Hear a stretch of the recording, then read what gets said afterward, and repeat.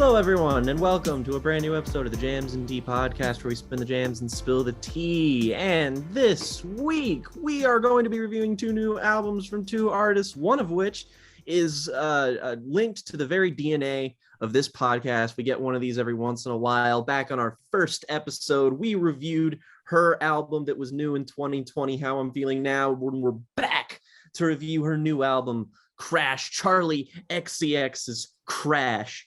And we're also going to be reviewing the new album from Destroyer, Labyrinthitis. Is that what that is? Nailed it. Is that fucking stupid ass name? We're going to be talking about Labyrinthitis from Destroyer. And also this week, we're going to be doing my record club this week, which is of course, on Evanescence album Fallen. Classic. So you're not going to want to miss that. The classic record. Yeah. You're not going to want to miss that. And honestly, I would consider that an unofficial trilogy of videos with 3 Days Grace and Linkin Park. And now we're rounding it out with Evanescence just to complete the post-grunge. Well, we've got we've got fucking Switchfoot coming up very soon as well. Isn't that like in the same sort of ballpark? Somewhat. That's way closer to Toby Mac than it is actually closer to. Fuck on it. Yeah. Oh, good. That album does not sound anything like Toby Mac. No, but it's closer to that world than it is the world of whatever the fuck we're talking about. Christian cringe music. Yeah, but like the you're right, but like the Evanescence and Switchfoot fan overlap, I think, is much larger than the Switchfoot and Toby Mac fan overlap. I think you'd be surprised at the latter, but you know what? Yeah, probably. You're probably right. I imagine that the average Switchfoot listener, Jesus, probably doesn't the think average Switchfoot enjoyer probably doesn't think that hip hop has anything of value to contribute, even when white people do it. Probably not. But that's not all. Is that, first of all, this week we of course have with us back to the show Jakob Sanchez. Welcome back. The two Jakes. They're not directed by Roman Polanski. I don't know who that film is made by, but I know it's Nicholson. It's who fucking Jack fucking Nicholson. Oh, is it? Yeah. No shit. Was it? Oh, right. Okay. Yeah. The two Jakes, directed by Jack Nicholson. Let's go. And of course, we also have some other stuff that is on the channel this week. I just did an episode where I talked about the discography of Sweet Trip, because they just put out their final kind of release, their like 3.5 hour, 50 track long monster of a record. So I get to talk about that a little bit, as well as the rest of their discography. So go check that out. Brief video, but it's a good one. I liked it. We also did a record club very recently, where we talked about an album that's very near to my heart, very near to our friends of the podcast, Connor and Brett, who joined us to discuss the Johnny Foreigner album, Waited Up Till It Was Light, which is an incredible record that most people on the planet haven't heard. And the aim of our video, I think, is to try and get as many people to listen to it as possible, because it is one of the most fucking adrenaline pumping, awesome albums I've ever heard. Plus, we've had a slight uptick recently in views for the first episode of our Björk retrospective, which was on debut, that came out a couple of weeks ago. And we're excited to announce that as we kind of forecast then, we're going to be dropping those Björk retrospective videos every other Thursday, which means that the next one on post will be dropping this coming Thursday. We're going to be recording that with Jakob here as well. Really excited to do that too. So there's plenty of awesome and exciting stuff going to come very soon on the channel, so stick around for all of that. Anyway, let's get into what we've been listening to for the last 7 days. Jake, what have you been listening to? Well, I've of course been listening to the entire discography of Sweet Trip to prepare for my video, and I'll give a shout out to one release in there just because I know I've mentioned this band before. I've talked about the fact that I love basically all their records, but one thing I want to shout out, and if you've watched the video, you'll know by now that I have a particular fondness for this release, is their EP Allura. Not a particularly like highly rated EP, though it doesn't have like a bad rating or anything. Like, people don't dislike it, But I found that to be like in the video, I went and compared it to Autechre's Garbage EP. And I really do think that is a very comparable release. It's very much the missing link in between Sweet Trip's debut and Velocity Design Comfort. It's 33 minutes long. It's 4 tracks. And honestly, a lot of them, like, there's a lot of structural similarities to Garbage. So if you've seen us cover that EP in our episode, you'll kind of know what to expect, except again, a distinctly Sweet Trip version of that. I think all the tracks are excellent. I think the final track, Kate, is maybe one of the best Sweet Trip songs ever. It's just an outstanding release. It's probably one of my favorite EPs ever at this point. Doesn't deserve to be overlooked at all. I just go onto the Rate You Music page, and the top review, the very first thing it says is clearly very heavily influenced by Orbital, which, if you know me, if you know any of my feelings about acid techno and ambient techno in the 90s, let's just say I'm going to be listening to this EP today. Yeah, I mean, it's a great way to spend a half an hour. Everything there's great. Something else I listened to is sort of following up from, I think that it was Brett who mentioned it last week, is that I did actually listen to Songs Ohio, Magnolia Electric Company. This has been a long time coming. This has been an album that has been on my radar forever. I've had tons of people recommend this to me. Ryley, of course, has been talking about this. I think the first song on that album is one of your favorite songs like ever, one of your favorite opening tracks. Yeah. And I've heard that because you like made, I think, like a huge like Twitter thread a long time ago where you talked about your favorite intro tracks. And I remember listening to it then and being like, damn, this is really good.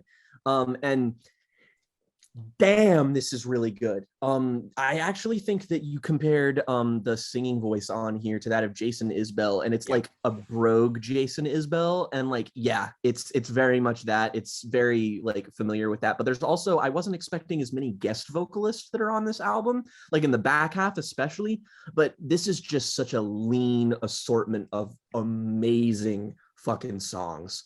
I mean, I think the thing that caught me off guard the most is just how detail oriented these instrumentals are, is that this is far from the plaintive kind of minimal sort of singer-songwriter folk kind of stuff that you might expect with something like this. This is way more heavy on atmosphere. That's not to detract from the lyrics themselves though, because that is probably the main draw. The writing on this album is absolutely sublime and fucking devastating on occasion. Not exactly a fun album to sit through, but definitely like this is something that has made me be like, okay, I'm convinced that not only is this gonna claw its way into my favorite records, is that this artist needs to be someone I just thoroughly listen to all of, just because I need to. So a couple of things. I'll double down on the Isbell comp. I'm glad that I was worried that might be something that only I hear in it, but I'm glad you hear it too. It's kind of like an Isbell who's had like, not that Isbell's had a particularly easy life, but it's kind of like an Isbell who's had like a particularly hard life. There's just a kind of weariness, like an extra level of weariness in Jason Molina's vocal. But yeah, all of his work is fantastic. So this was the point in his career where he switched from using the Songs Ohio moniker to the Magnolia Electric Company moniker, just like how Phil Elverum switched from the microphones to Mount Erie. So all of the records across both of those names are worth checking out. He doesn't really have anything, at least from what I've heard. I still have some to catch up on. But I think also a lot of his music is tinged with a kind of sadness because he passed away in 2013, and it was kind of publicized that he sort of drank himself to death, and he had kind of a very troubled life and ended in a kind of like fading out sort of way. And he in some respects he kind of reminds me of like an alt country Lane Staley in some ways, like in terms of the thematic interests of what he writes and sings about, even if the music is very much like its own thing entirely. The vibe I get from listening to some of those really kind of slow and methodical Songs Ohio records is not dissimilar to the vibe I get listening to like Jar of Flies, for instance.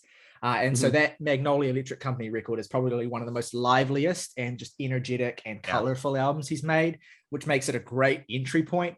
And I think it is probably his best record as well. But yeah, it gives you this opportunity to branch in either direction before and after it, to see the different shades of Molina as a songwriter. And man, it's just incredible album. Yeah, Farewell Transmission is just knocks my socks off every time I listen to it. But the whole thing's great. Hold On Magnolia, the closer as well, is a fucking that's probably my favorite phenomenal song too. Fantastic he strikes artist. me as the kind of artist who, like, even though he may have an album like that's his best album, is that his songwriting is so good that his like even lesser essential albums become imperative listens if you like him a lot.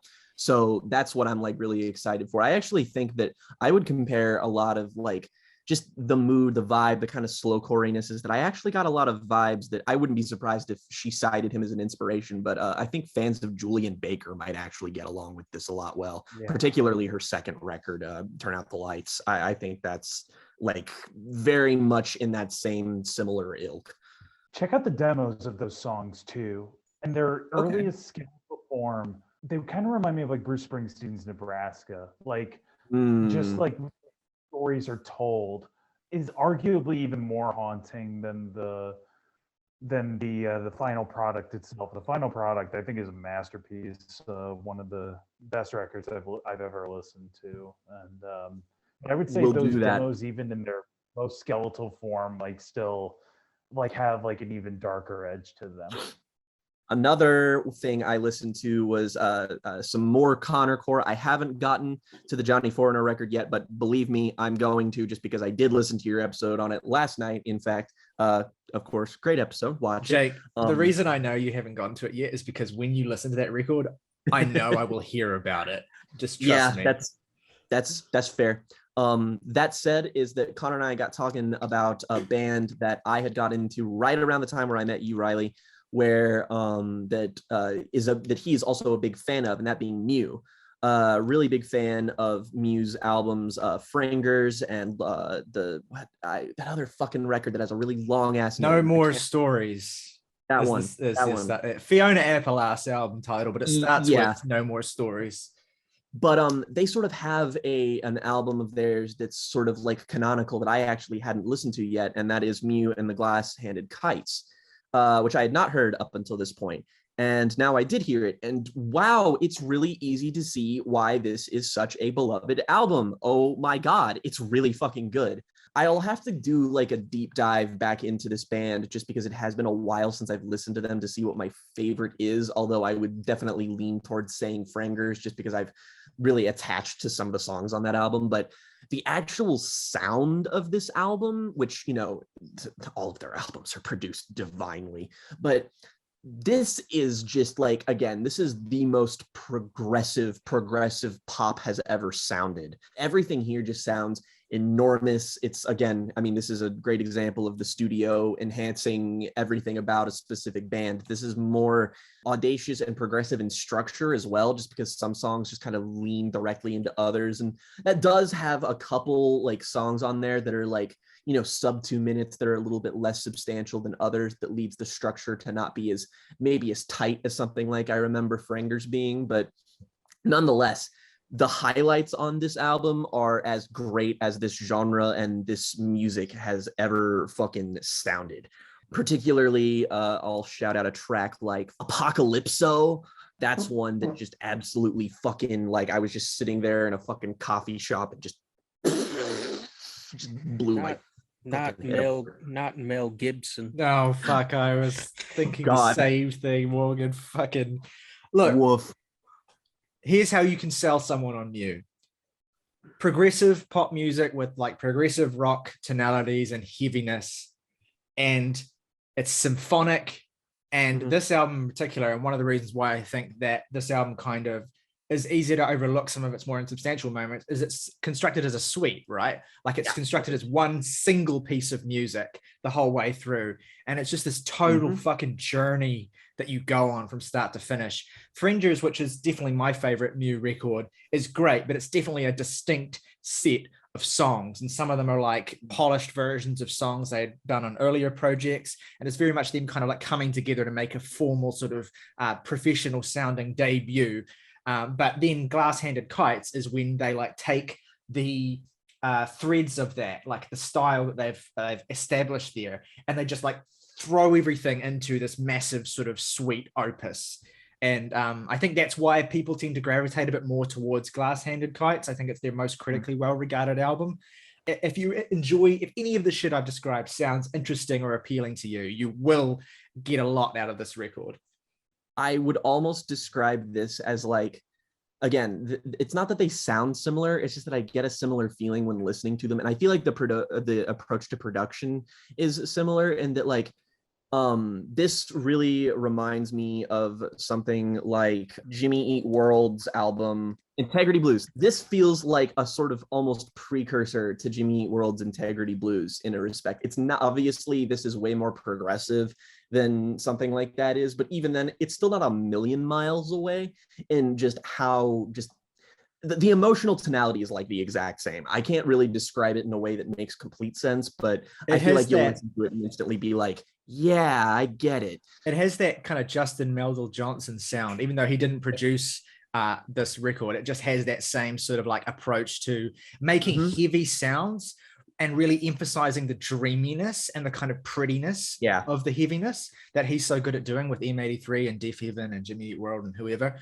Final two, Morgan's leaning in. Those, if I can sell you any further, the final two songs on that album, White Lips Kissed and Luis Luisa, whoa, those are good fucking songs. Yeah. Two perfect tracks. 100%. Like, hate the rest of the album, still listen to the rest of it for that. I listened to an album that I don't even remember what exactly incentivized me to do so. Maybe it was the fact that I was listening to sort of progressive pop in the form of Mew. But I went back to a band that I don't think any of us have ever really mentioned on here. I think August maybe mentioned them in a what we've been listening to like towards the start of the show, and that being the progressive rock band The Deer Hunter.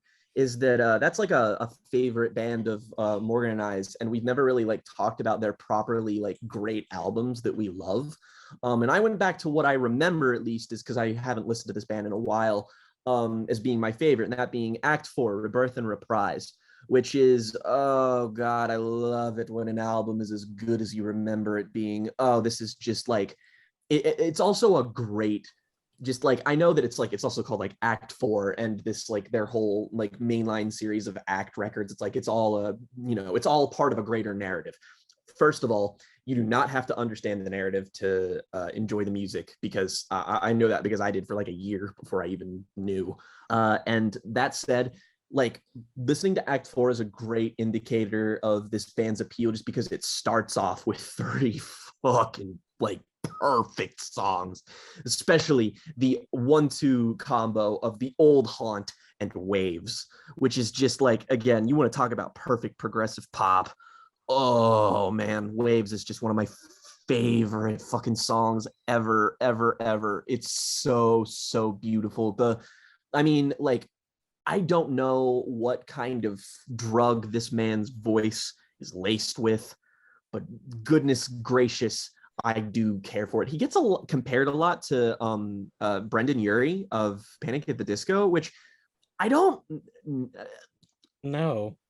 Like kind of, but also no. Like I get it. It's that like on like a surface level, he kind of has like that like theatrical kind of like flexibility to his voice that makes him sound like the crossover between a prog singer and a pop singer, but the versatility he's got is just way better, frankly, and his range is just way more dynamic, and he just uses it in more interesting ways. But this is an album that also just has some crazy whack shit on it, like King of Swords, which is a disco song.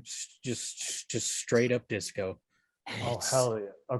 It slaps so hard. It's so good. Like, this shows you basically every like great, like every genre that these guys are capable of dipping into, which is basically anything. And like, it's probably best to get into them by going through the acts in order, just because you kind of see them progress as a band in real time, and they just kind of get better and better. But it means that you have to sit through, like, again, it's not like these are bad, but Act 1 and Act 2 are like polar opposite problems that a prog band can have, in that Act 1 is like good, but there's just not enough of it.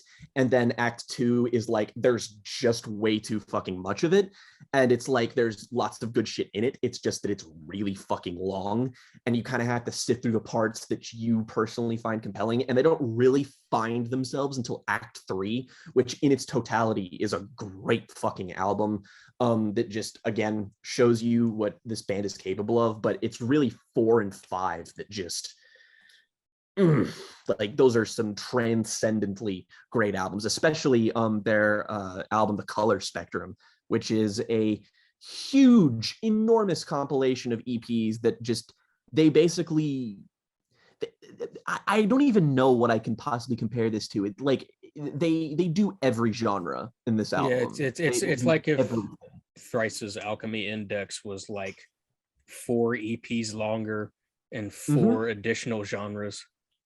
And like just as good too. Yeah, it's like they are a band that I am convinced so many more people would love if they actually heard them. Like they're like they basically have the exact same appeal as something like Coheed and Cambria does. Yeah. And that they have so many very specific genres where they're just like they can win over emo fans, they can win over alt rock fans, prog fans, pop fans. They've got all of it. They've got a project for everyone. They have albums too, like Migrant, that's divorced from that and is also similarly great. So you know, we'll do something on them one day. I'm convinced. I guess the last thing I'll mention is just something that I'll use to segue into the next thing, is that I didn't want to listen to him this week just knowing the one record. So I did actually listen to the Destroyer album Kaput. Just because this is an album I've heard a lot of people talk about. I saw it like all over my timeline last year, and I just know that this is an artist that if I got into, I would enjoy. And I enjoyed that album a great deal. I don't want to sort of like lead into, I'll wait to actually talk about the new album when we talk about the new album, but I found them to be of considerably comparable quality. But I would say that Kaput is the more consistent record, but I think Labyrinthitis has the higher highs, if I could compare them. Something I listened to in the last week or so is an album by a band called Title Fight, the album being called Hyperview. Now, this is a sort of like post-hardcore punk band that sort of made waves in their respective scene, and a really solid fan base. And Hyperview is their third album, which like imagine your favorite post-hardcore band doing a shoegaze album. That's pretty much what you have there. And like nobody liked it, and then the band hasn't made an album for 7 years. People fucking suck, man. Yeah. I mean, because the thing is that this album is great actually. They don't really lose any of the edge of being a punk band for the most part, but like it sounds immaculate, and it's just a really strong collection of songs in this style that I really wish they would continue to explore. I don't know if there's nothing that says they're disbanded, so I don't know what's going on there, but I would like another shoegaze punk album, fellas. Another thing I will mention, sort of another shoegaze crossover album of sorts, is I listened to a shit ton of Loathe in the past couple weeks. I let it in and it took everything. Not a perfect album, but there are moments on it that are like channeled in from realms that we do not have the capacity to understand. Like Two-Way Mirror Man. Yeah, I've had to hold myself back sometimes from listening to Two-Way Mirror just because I don't want to make myself sick of it. In retrospect, it felt like this band and that album in particular, like it feels like it's made for you specifically, Morgan. Like it just has so much of what I associate you with in terms of the particular types of niche alternative metal that you enjoy, and it's like it dials all of those things like way up. Yeah, like I put on the song Two-Way Mirror just because it was the first one that popped up on the Apple Music thing, and I was like, micro fixation, just immediately. Yeah, so that's been immaculate. I really look forward to what this band does next. Because did you listen to the Things They Believe? I'm curious what you would think of that album. It's very no, different. but they sound anything like the ambient interludes on Let It In and It Took Everything, then I'm in good hands. That's the whole album. It's a really like subtle but beautiful album, and I think it benefits from being so short as well. It's very easy to just alt metal and the weird ambient shit. Like, just I need their next album to be like their Francis the Mute. Just combine all of it and just do it. I need it to be. I need their next album to be their Koi no Yokan, and for the same reason. Like, just take that atmospheric shit and put it into these songs and like make them longer and just really like lean into it. But those are two great records. Rosemary 2. Yeah. Yeah, exactly.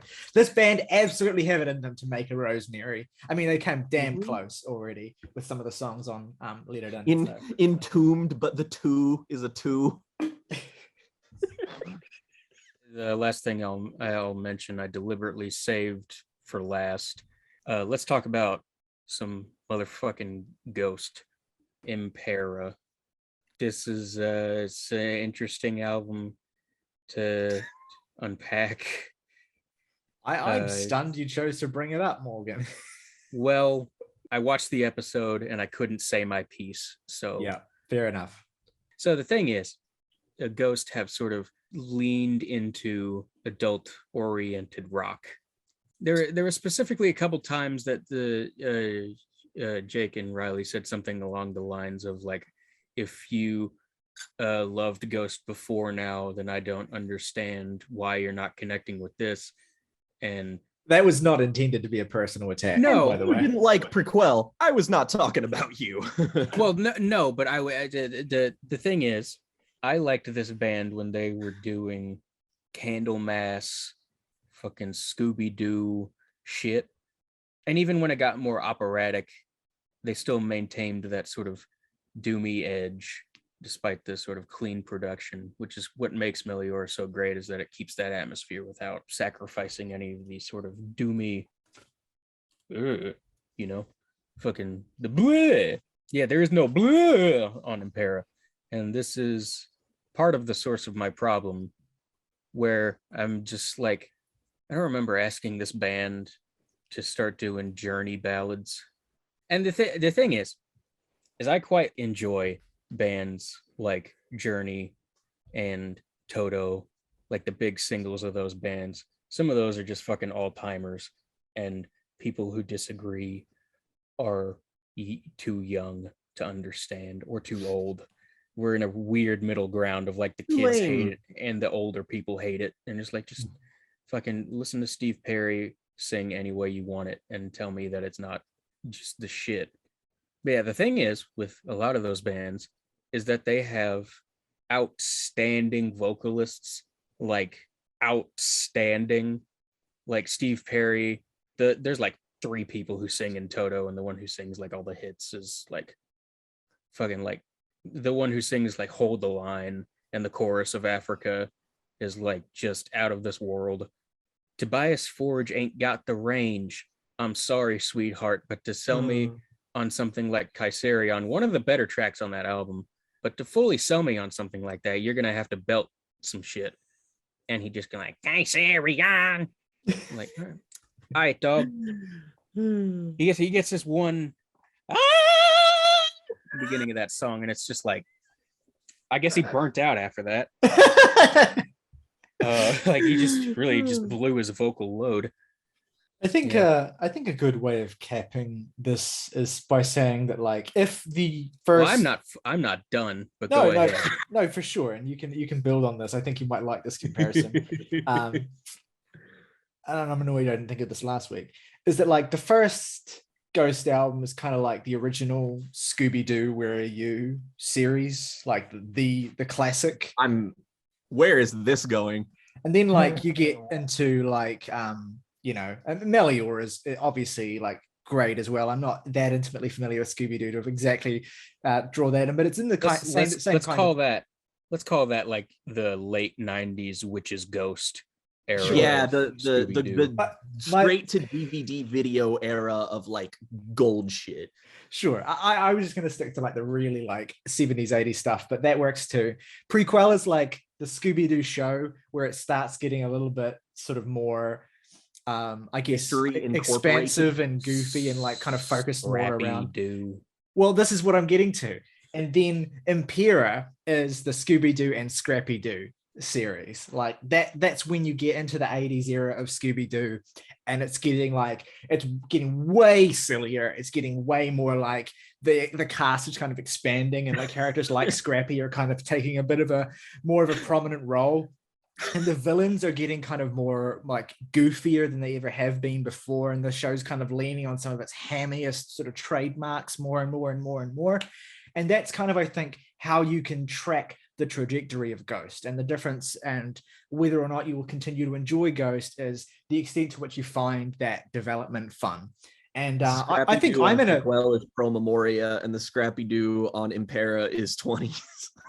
I think I'm in a good position to enjoy this new Ghost stuff because I haven't been around since like the Opus Eponymous days. So I've kind of come into this more recently. So I don't have this sort of expectation or like long-standing relationship with Ghost being a particular way.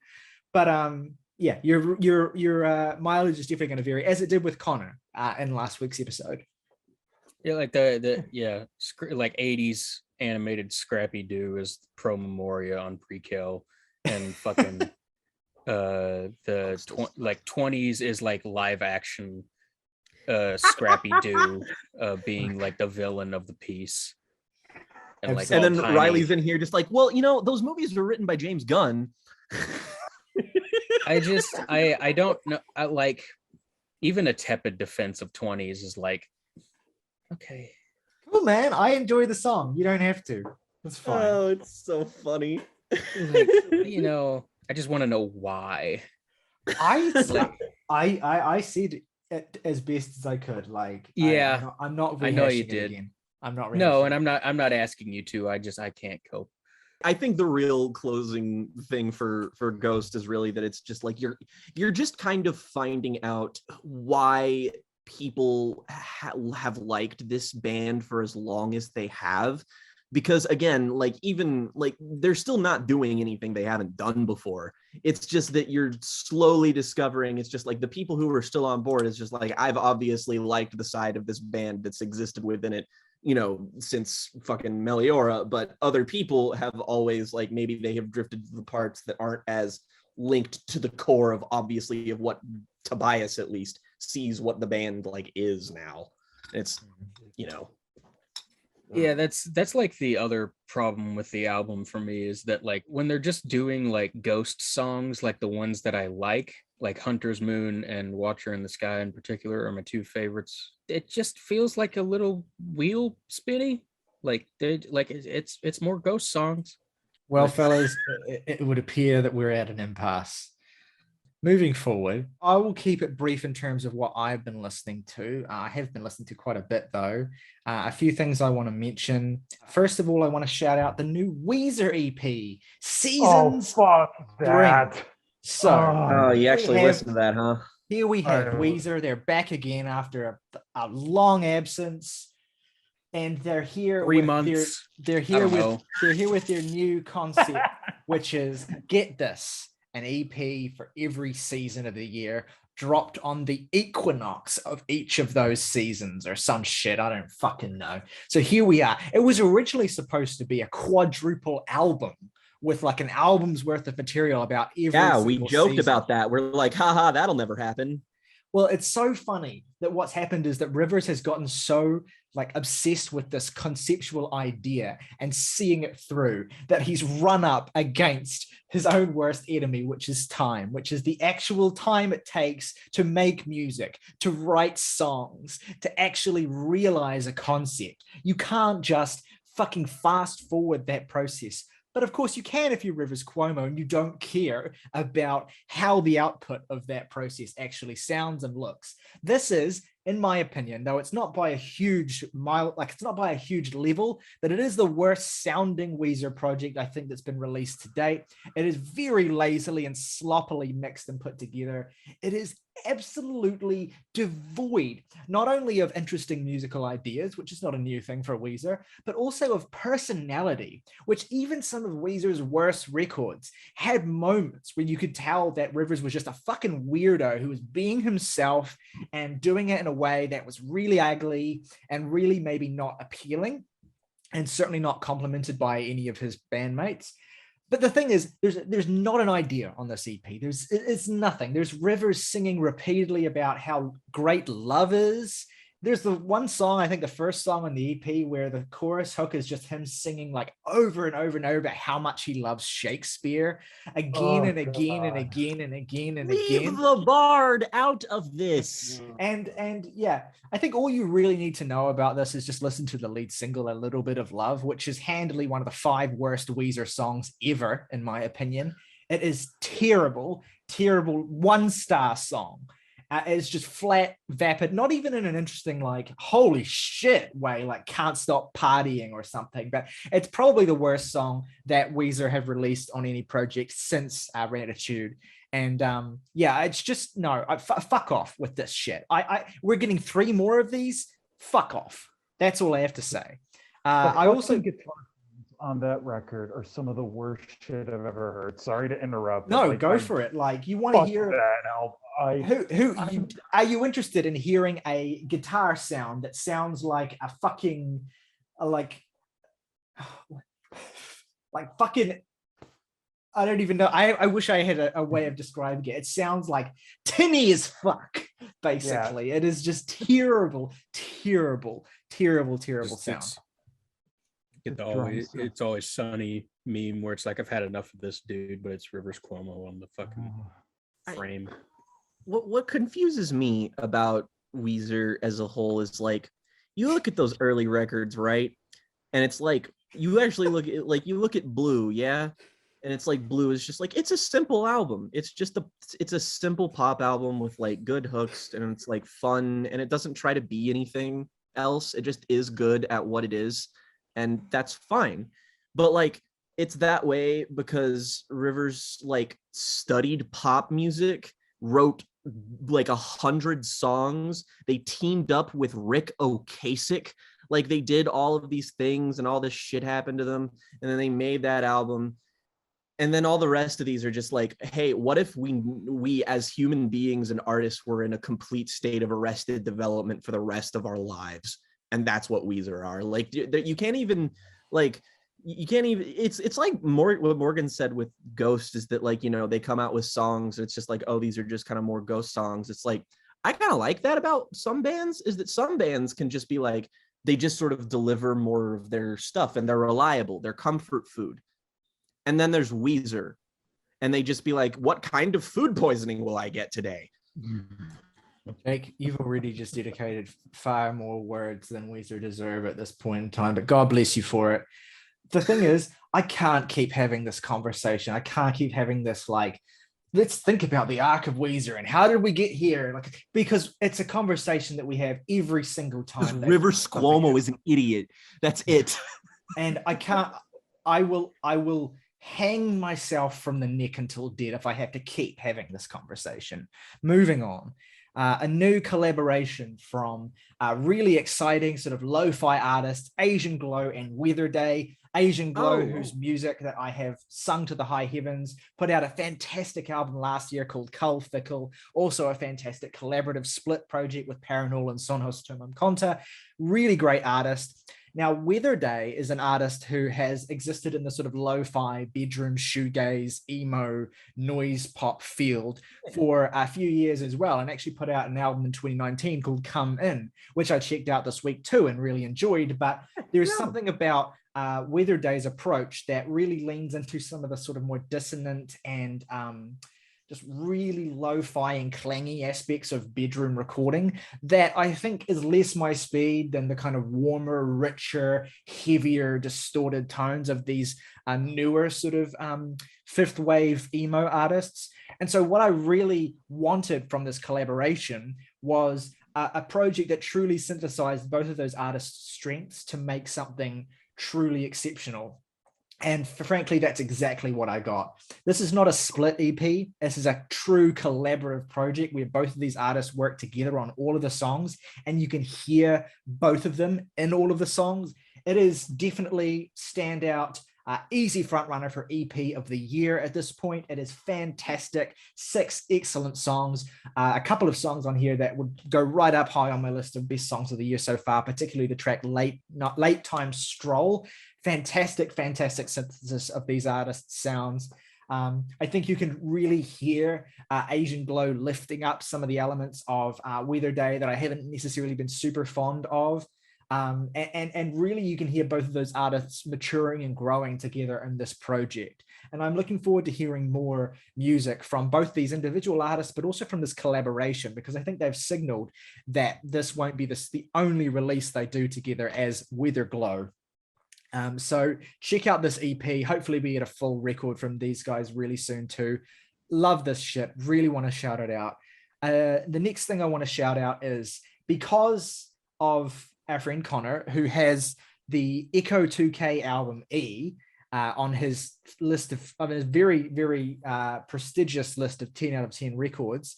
I've kind of been meaning to listen to this because Echo 2K, who for our viewers who don't know, is one of a number of artists who are a part of the collective known as Drain Gang.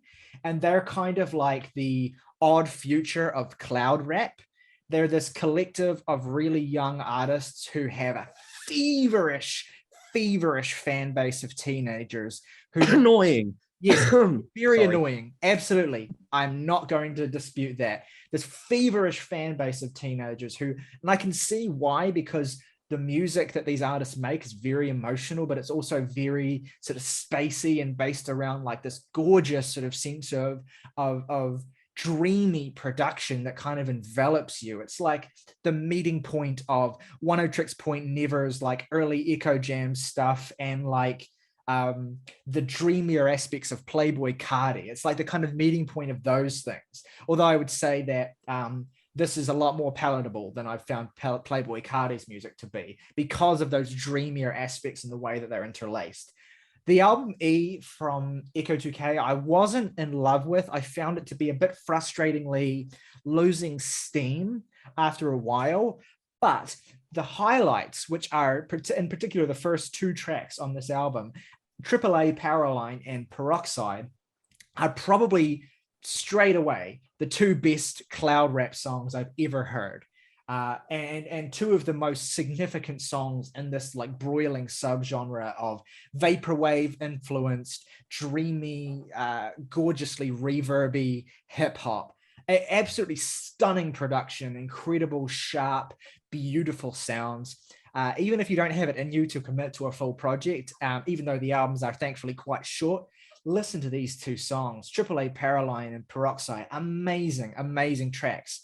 But anyway, the reason I finally got around to this was that Echo 2K just put out a new collaborative record with probably the biggest artist in this Drain Gang moniker, who is Blade. Another artist who, again, kids go crazy for talking about Blade, and it's so alienating to me. It's so alienating to me as someone who's just a little bit too old to really understand the appeal. But that said, I have kind of distanced myself from Blade and Echo 2K without actually giving the music a shot. So I decided I want to give this new album from Blade and Echo 2K a listen. It's got really high ratings online. It seems to be getting really well received, even from people who aren't like hugely into the Drain Gang already. And plus Connor thinks it's great and I trust Connor.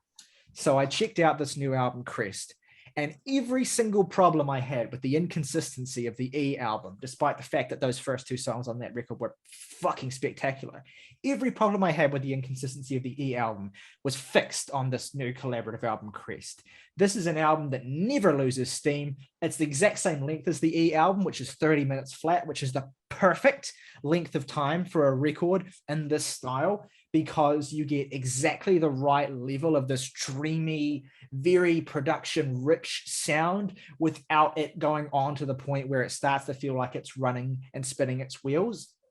you get a series of short tracks that, despite their shortness, have enough richness and beauty in them and have this kind of captivation within the vocals that you don't really lose interest. I was warned in advance that I might not like the vocals of Blade. And while I think that Echo is definitely the more palatable of the two vocalists, the extent to which they use effects on their vocals to make them sound more ethereal, I think really strips away any of the I guess, garishness of their voices and makes them reasonably easy to listen to on this project.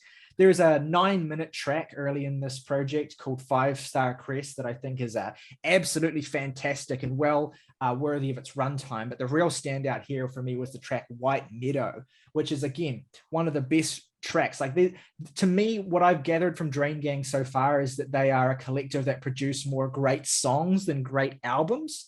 But I do think that Crest, this new collaborative record, is a great album. It's sitting at the moment just outside of my top 10 of the year. I really thoroughly enjoyed this. I went back a second time since it was so short just to check and see, and it still held up. So I would say if this whole Drain Gang world kind of scares you as much as it kind of did me, this album's reasonably friendly. And I think if you want to give it a shot, this is the album this is the project to try out. So yeah, I was really pleasantly surprised how much I enjoyed that. So well done. And a couple more things I will shout out. One is that I listened to the new Oso Oso album, Sore Thumb. Oso Oso, for those who don't know, are an emo pop band, a kind of fourth wave emo band that came into prominence in 2018, 2019 with a couple of projects, culminating in their album Basking in the Glow, which is a great emo record for fans of pop punkier emo side of things, but they're really dreamy and really pretty. And I really enjoyed Basking in the Glow.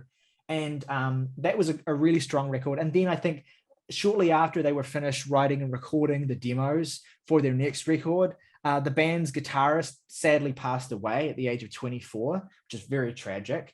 And so what the frontman of the band decided to do is take those demos, polish them up, and essentially release them as the next Oso Oso album. And so I approached this thinking, okay, I'm probably not going to enjoy this as much as Basking in the Glow. It's probably going to have a roughshod feel to it.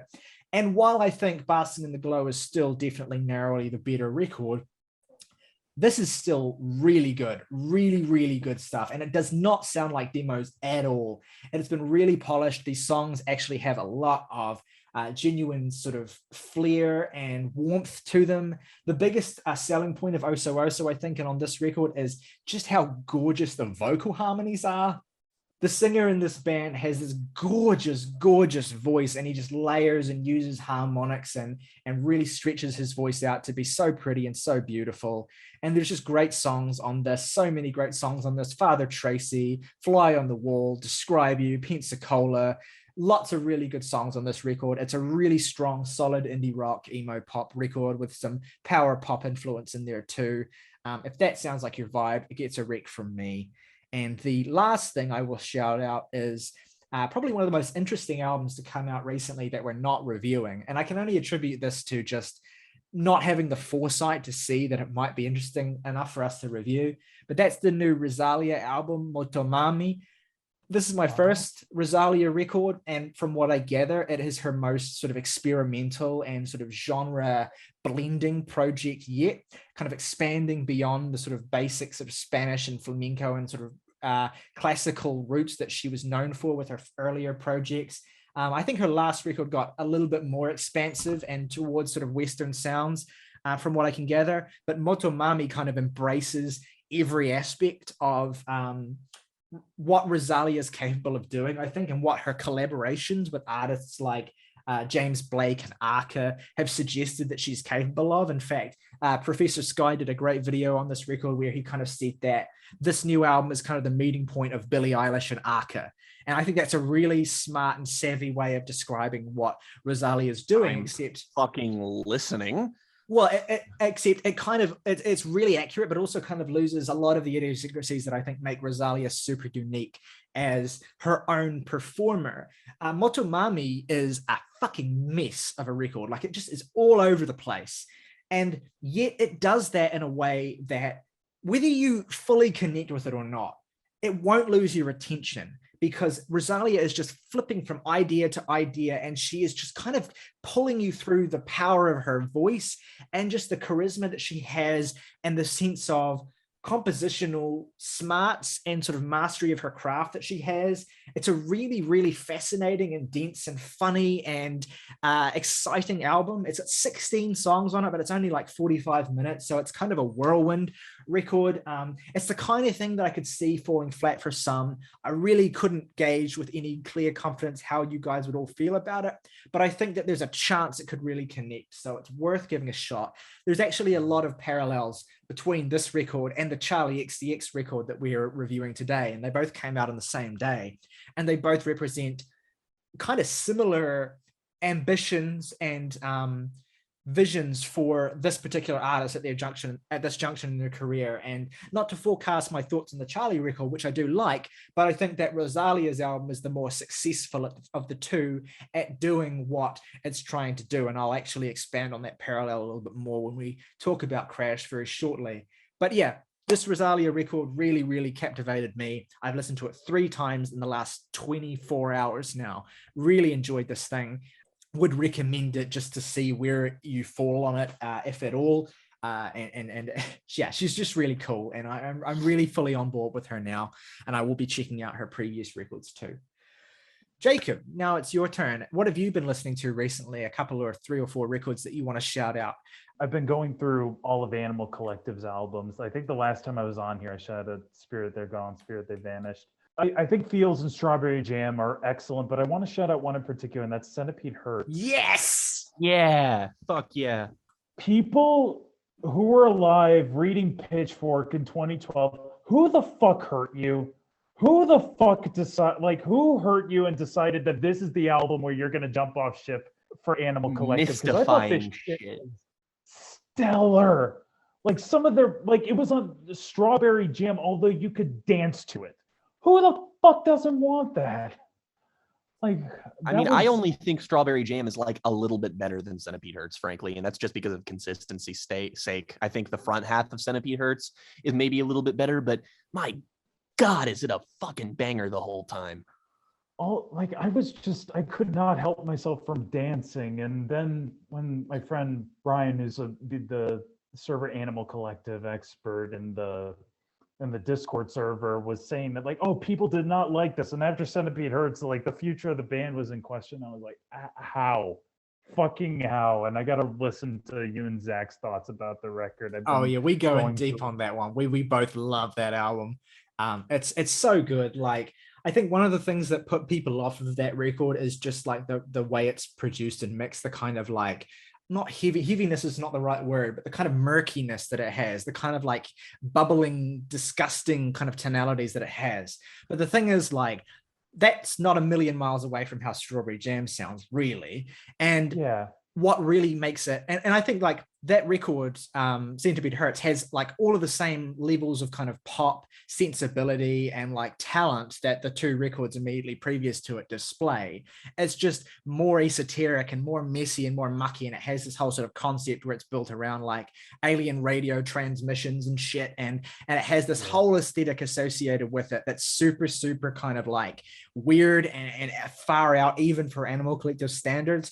And so I think people were kind of just there's a whole dissertation to be written about the way that indie rock developed in the late 2000s and the early 2010s. And essentially the point would be that around about 2012, 2013 was where indie rock stopped being really weird and started embracing clean sounds and pop sounds. And 2013 was kind of the ground zero for that, with the success of all kinds of bands like Vampire Weekend, for instance, and all sorts of stuff. Not that they were new then, but 2013 was kind of the year where indie the only cool indie started to be the really kind of fresh-faced, sharp, poppier indie bands. And Centipede Hurts was kind of in a lot of ways the death knell for the true art weirdos and being commercially successful and successful in indie blogs and stuff. And there's a whole dissertation to write on why that is and what caused that shift. But I think people are starting to rediscover Centipede Hurts now, fucking 10 years on almost from when it came out. And I think we're starting to see people realize that it was slept on in a big way. And I'm so thrilled that it kind of hit it with you from the jump, because I think when you do approach that record without the baggage of everything that's kind of been thrown onto it, there is a lot there to just enjoy. It's one of my favorite albums to just blast in the car. It's best heard as loud as possible, and you're right that it's great to just fucking dance to as well. Yeah, Moonjock is a motherfucker of a song. That's like top 3 Animal Collective songs. Like, and that song just kicks off with like the most fucking abrasive cymbal sound I've ever heard in my life. When Zach in your Animal Collective video was like, I don't want to hear it about Moonjock, I had never felt more seen in my life. Yeah. Anyway, moving on. One album that I thought would be perfect to listen to for diving deep into the discog of Charli, and also this video in general, I want to listen to her favorite album of all time, Blackout by Britney Spears. Now, I have heard this. I feel like, okay, and if we all existed at the same age, same prospects of life in 2007, I feel like it would have been the fucking annoying optimist who said shit in RYM. Blackout better than In Rainbows. Blackout better than insert critically acclaimed 2007 album here, because this is club music at its absolute fucking prime. I love this shit so much. Yeah. Like it's genuinely experimental and has been called an influence on hyperpop. Like, I mean, the producer credits on that album are kind of insane.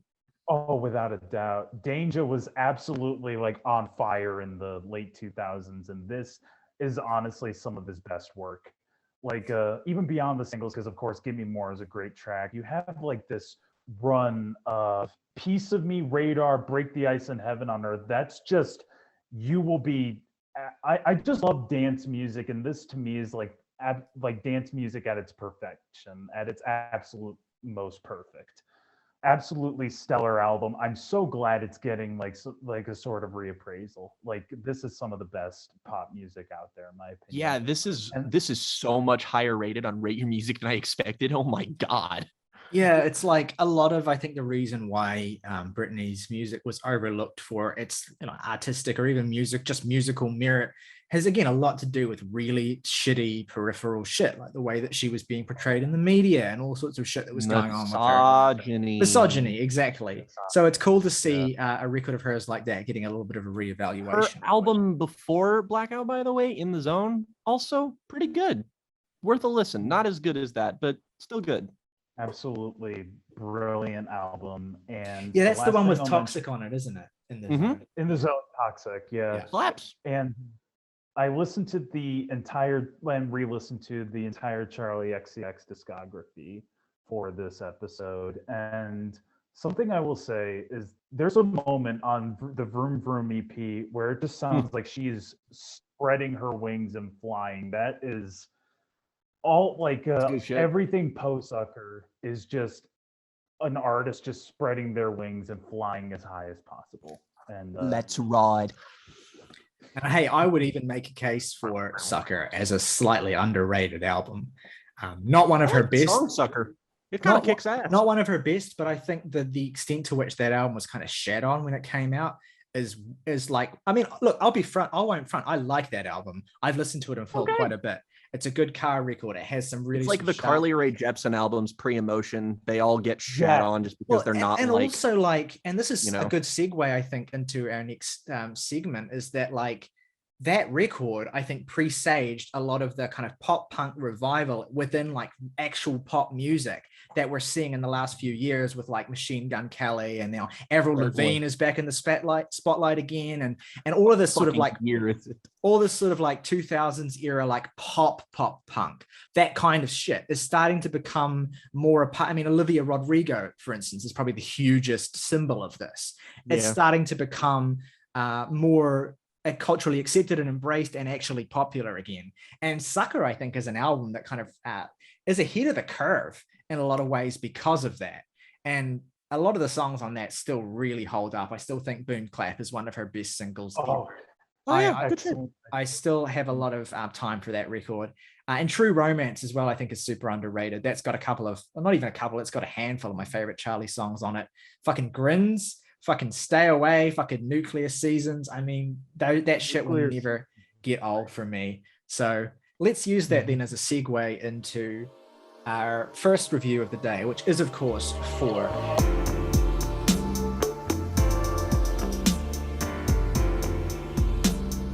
Charli XCX's Crash. Now, as Jake said at the top of the episode, this is kind of a homecoming moment for us. It's sad that August and Saoirse aren't here with us at the moment. August temporarily. Noted Charli XCX enjoyers. No, I mean, but like for the sake of you know, no, I get continuing the story. But anyway, of course, as Jake kind of forecasted, and as some of the people who've been with us for a long time might remember, the last Charli XCX record, How I'm Feeling Now, was the very first album this podcast ever reviewed. And I think in a lot of ways, it kind of set the tone for this podcast. And in some ways, the way that we still are, even though we've changed an awful lot in the near 2 years since then, in the sense that right away from that review, you got an immediate sense of who each of us were as people and what each of us looked for in music and appreciated and didn't have time for. I think it's kind of meaningful that for a long time, I think maybe still to this day, that review, our ratings for that album had like the largest standard deviation of like any new release we reviewed for a long time. I gave that album a 9 at the time, and I've kind of gone up and down and all over since then, but I still kind of think it's about there. And I think, Jake, you were on my side as well. To a certain extent, you enjoyed it quite a bit. Morgan. I mean, I still love that album. Exactly. Morgan, August, and Saoirse, like Charli was never really like for you. So you had each of your own sort of like reasons for why you found it difficult to get into her music. And that record didn't really click for you. And I think that it's kind of fitting that we're here now, almost 2 years later, talking about another Charli XCX record, her new album, Crash, which is her 5th album, I think. Although she's also has mixtapes and EPs and all sorts of other kind of bootleg releases and stuff that I'm intimately familiar with. But this marks the final album in her deal with her record label, which is, if you've been following Charli for any amount of time, you'll know that her relationship with her record label has been quite contentious. Like there's been very much a butting of heads throughout Charli's career in terms of her wanting to do and express herself and make the kind of pop music she wants to make, and the label having a particular expectation for who Charli XCX should be in terms of how she is going to be commercially successful and how she's going to be consumed by the public. And what's interesting is that Charli has kind of gotten more and more popular. I would say her popularity has grown and her critical acumen has grown more and more as she's moved into this kind of stranger and weirder direction. Despite the fact that, you know, her most sort of commercially successful and huge songs are still tracks like Boom Clap and I Love It, which she wrote, but of course gave to Icona Pop, and Fancy with Iggy Azalea as well, which was her song too.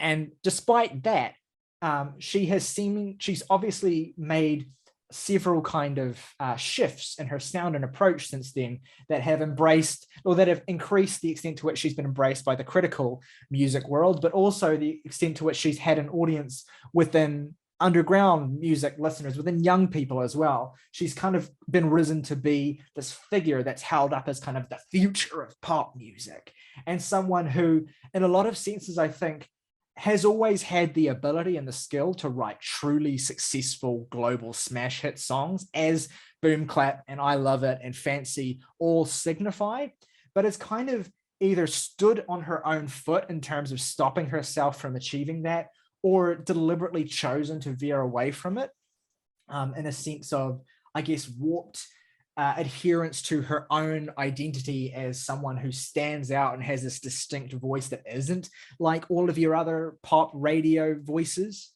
And why Crash is interesting is that since Charli kind of made that decision in the mid-2000s, and I think you were seeing a shift happen already then anyway, what pop music actually is and what popular music actually is has gotten weirder, has gotten stranger. The sorts of things that she was doing in the mid-2000s have started to become more widely embraced, have started to bleed into the mainstream. And so Charli's at an interesting point where she said on record many times that she as soon as she finishes a record, she's immediately interested in doing something that is kind of the exact opposite of that, or at least moves in a different direction from what that record was. And so Crash is a full circle moment for Charli in a lot of ways, while also attempting to be a step forward. Charli is wrapping up her record deal by essentially framing this as her doing what her label wants, her making this record of pop-friendly bangers that are designed in large part for the radio, but also kind of trying to do that while infusing and keeping that sense of personality and idiosyncrasy that she's always had. And it's a very tightrope walk for an artist like Charli to do, because as I've said, I think that Charli, as strange as this is to say, considering the hits she has written, was never really meant to be a truly mainstream pop artist. I think there's something about Charli that's always been just a tiny teensy bit too complicated for that to ever really work. And that's not me saying public too dumb to get Charli XCX. I'm not trying to say that at all. It's just that there's an anxiety and a kind of almost like a self-destructive nature to Charli's artistic impulses that I think has always kept her from being able to succeed in maybe the way that people think she should. She did an interview with Zane Lowe for this album where she talked about how inspired she was by Lady Gaga and the way that Lady Gaga almost immediately found global international fame by being herself and being this very idiosyncratic artist who was very weird for her time and got clowned on a lot, but had this incredible level of success, all the while kind of sticking to her personal creative guns. And there was something quite telling about Charli bringing Lady Gaga up in that conversation, because she said, I've always been inspired by Lady Gaga, but I think I can't be what she is because I care too much about what people think of me. I care too much about being loved. I care too much about being accepted to really have the kind of full-on self-confidence that you need to be an artist like Lady Gaga and to make records like The Fame and Born This Way and all that sort of thing.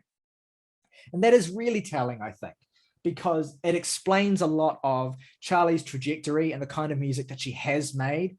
And even when she put out her self-titled album, Charli, in 2019, that was kind of billed as her big sort of self-titled record where she gives you every side of her sound, the pop side, the really esoteric, loud, hyperpop side, and in everything. Even with a record like that, when you listen to that album, it is soaked in self-loathing. It is soaked in anxiety. It is soaked in feelings of not being good enough and feelings of not really knowing how to satisfy people. It is a record that's so cloaked in those feelings that I think for a lot of people, when it came out, it was kind of off-putting to listen to because Charli was so absorbed in that state of mind.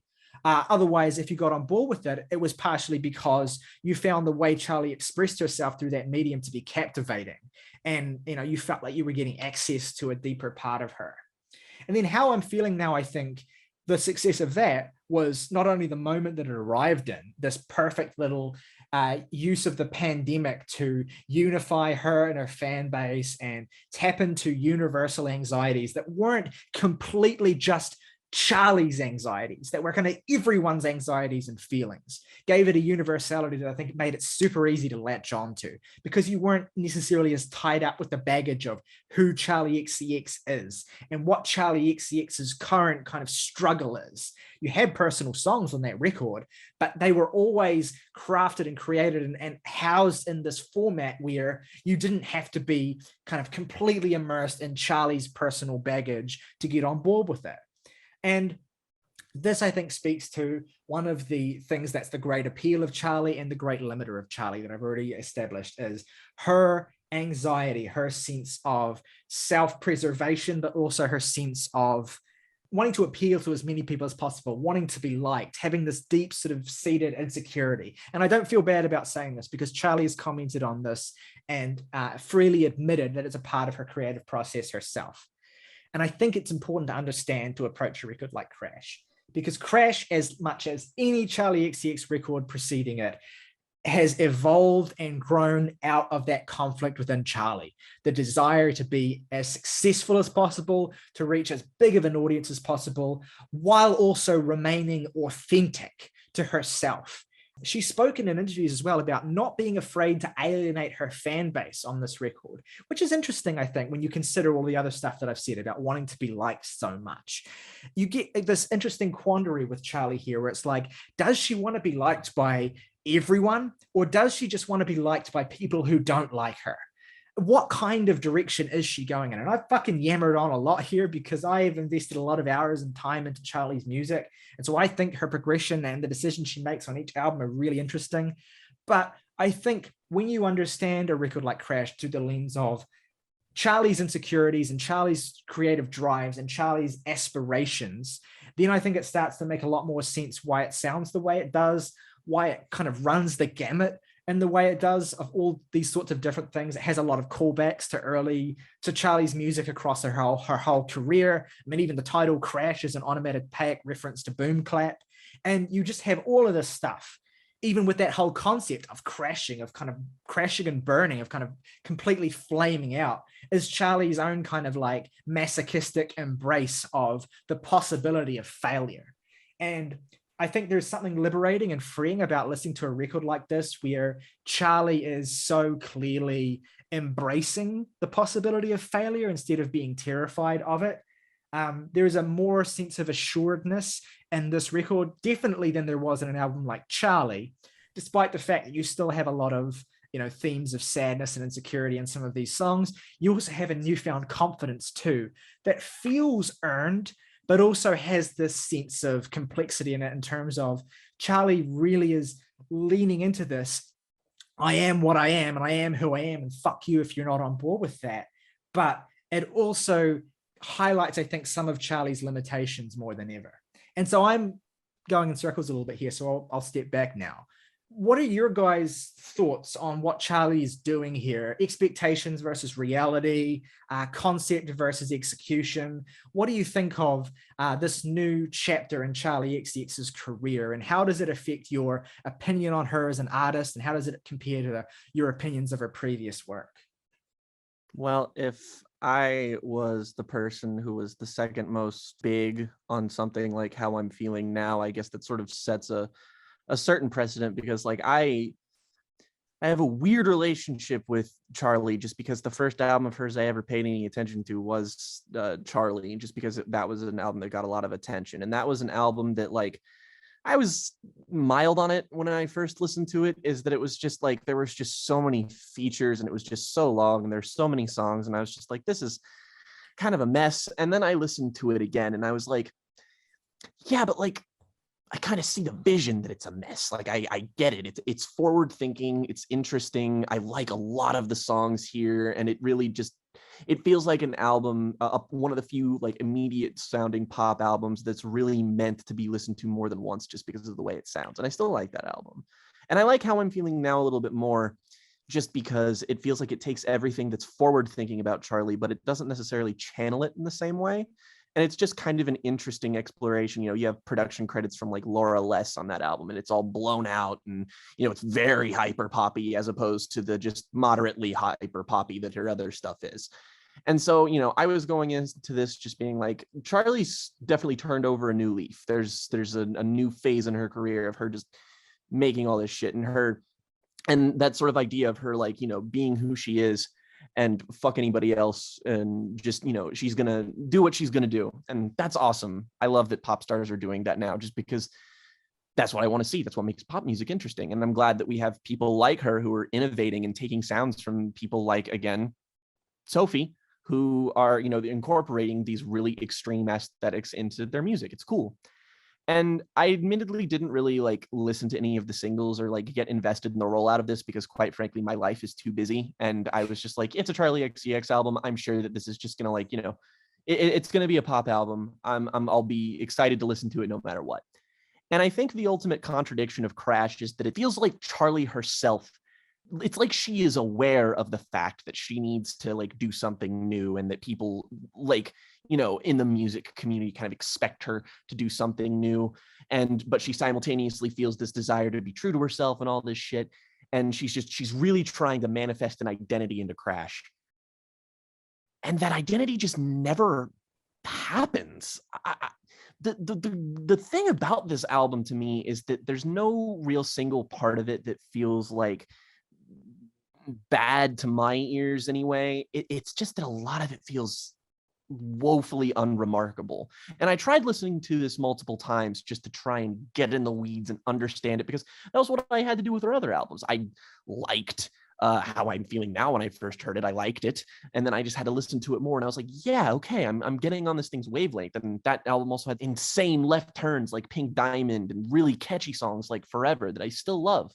And, you know, I had to listen to Charli multiple times to get it. So I figured that might be the case here. And it was kind of the case of diminishing returns, is that every time I came back to this, it's just there's just nothing about Crash that seems to identify itself as being like, this is what this is for me. Is that all of the production here and all of the way that this sounds just sounds very standard synth pop, and you know, that's fine, that's cool, but it feels like Charli is a bit on autopilot, and the brevity of this album is really just the absolute Achilles heel of it for me. It's because none of these songs develop into anything. And How I'm Feeling Now was brief too, but that's an album that really knew how to utilize the fact that it was that, you know, some moments on it were a little bit, you know, Pink Diamond, for example, not a long song, but that song bludgeons you. It's huge. It's enormous. You cannot like not have a strong visceral reaction to that song. I know a lot of people hated it and a lot of people liked it. Apropos, you know, this podcast, that was a divisive track for that very reason. And I get none of that divisiveness from this. This feels safe. And I feel like the album is trying actively to break away from being safe, but that's all it's doing. And then never manifests itself. It's just like, I'm not doing this. And then as a result, doesn't really end up doing anything definitive. I think that there are standouts on here. I think that there are songs like Good Ones that I really enjoy the incredibly sticky kind of chorus to. That's one of the more consistent qualities of this album, is that most of the hooks are really, really solid. And Good Ones, and right after that is Constant Repeat, which I also think is a really, like, it sort of leans into some of the emotionality that Charli can really tap into, like on How I'm Feeling Now. But for the most part, a lot of songs on here, they're catchy while they're on, and they just kind of evaporate from my consciousness the second that they leave. And there are a couple of them that are just kind of actively annoying. There's stuff like Baby, which I really don't care for the hook on this at all, frankly. It's really grating. And the production, it isn't even like annoying. It's just kind of, it's there. Like I'm nice, like little funk guitar lick in that song. That's like, yeah, by far the most interesting thing about it. They're like occasional like Nile Rodgers guitar shit on this album, and it's really cool whenever it happens. And then again, it just kind of feels like it fizzles out of the song. Is like, it'll happen and it'll be cool, and then the rest, the song isn't really like built around stuff like this. And I feel the same way about stuff like Every Rule and the closer Twice, which just either strike me as too repetitive for their own good or too slight for their own good. And there are some times where they're both. I actually think that the second half of this album is just deeply lacking, frankly. I enjoy the instrumental qualities of something like Lightning, but lyrically, I just don't get anything from this. It's just not anything new that Charli hasn't done better on other songs. And then there's stuff like Yuck, which, like, in principle, I get what the song is going for, but then it's just also, again, it's just like, I just don't know why I find this incredibly annoying, and I don't find it on Charli. And I think it's just because the production on Charli is just overall way more heavy and enveloping and interesting to explore. Whereas here, again, this more traditional synth pop sound, I just don't think Charli wears it very well. This is something that just feels very, it feels like her on autopilot, and she's trying to like desperately sort of veer off and try not to be that. And like the whole idea of like Crash and like making a spectacle of this is like kind of antithetical to what the album ends up being. Like, a lot of the context here is that this feels like a lot of the lyrical stuff is like trying to deal with a breakup and trying to deal with like a sort of departure in her life. and how she's sort of like, oh, having to deal with the fact that, I'm a bad bitch, but also you're gone. And that's like this, it sort of creates this kind of tonal incongruence, and there's just nothing done with it.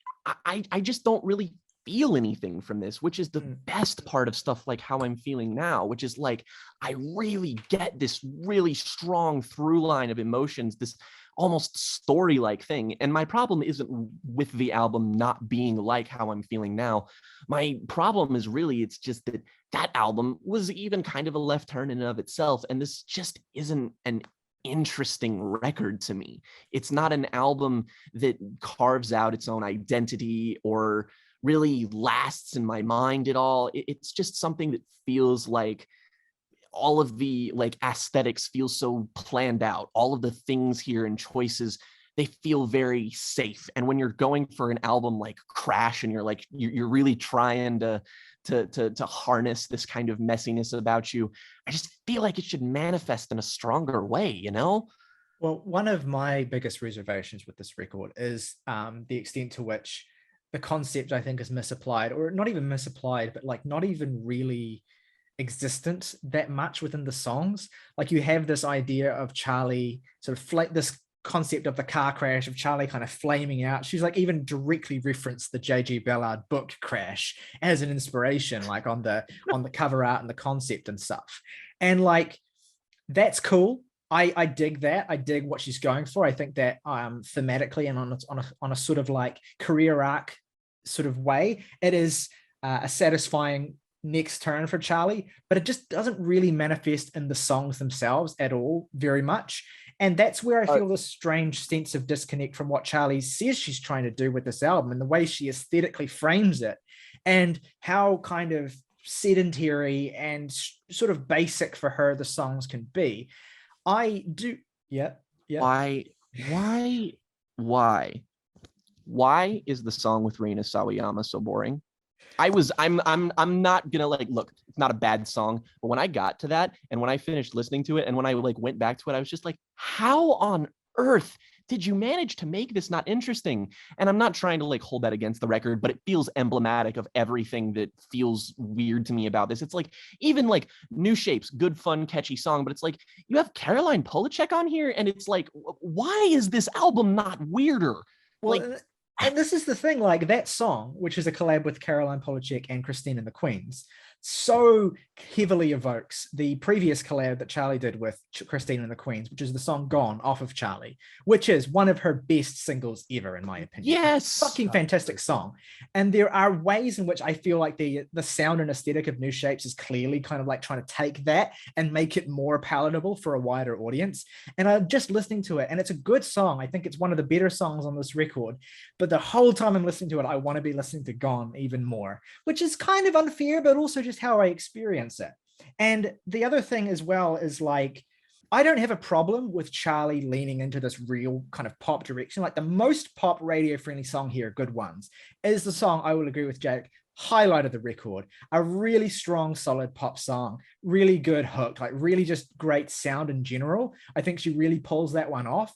And I'm a little bit confused. I understand why, because it was the lead single and a lot of her fans were like, what the fuck is this bullshit? And I kind of understand why people reacted in that way, but I hear it now in the context of the record, and it just immediately stands out as one of the most substantive things here musically. But the thing is, for as much as Charli tries to insert herself into this record and make it personal in certain ways, like the songs like Every Rule and Twice and Lightning are songs that are lyrically deeply personal. They're about relationships and turmoil and strife that Charli is embroiled in. Like Twice is a song about being suicidal, for fuck's sake.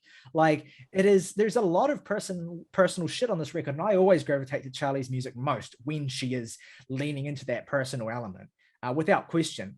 But it feels like in a lot of ways she's diluting that personal element to some extent here as well, trying to put it into the lyrics and then trying to kind of dilute it or direct the audience away from it with the music. And I understand why she tries to do that. I understand the point, but it leaves me at a distance with a lot of the songs on this record. Jakob, I can tell you're fizzing to contribute here, and I'll get to you in a minute, but I want to bring Morgan in here, since I'm guessing he's going to be more aligned with Jake than with you and me. So Morgan, what's your perspective on this? and you're, because I know you're very much like Charlie's never really been your thing. So how does this record compare, I guess, to the other stuff you've heard from her? And what's your takeaway here? Yeah.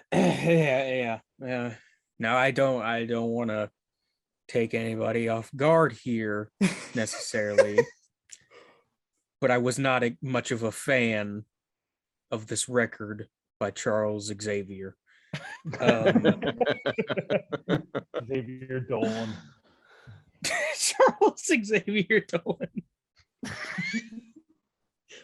I will obliterate that twink. Tell you what, Xavier Dolan could direct the music video for Charli XCX and it would probably go really hard. And Charli XCX, mommy. Oh shit! Circle, baby. There was levels to that pun. Well done. You know, where I have not always gotten along, ever really gotten along with Charli XCX's albums beforehand. It really is, at the end of the day, what Jake said about how this sort of lacks identity. And while it leads to some more scattershot moments that I enjoy, like I really enjoyed the dance poppiness of Good ones. Yeah. New Shapes was and most of the rest of the album was just kind of a flat line to me.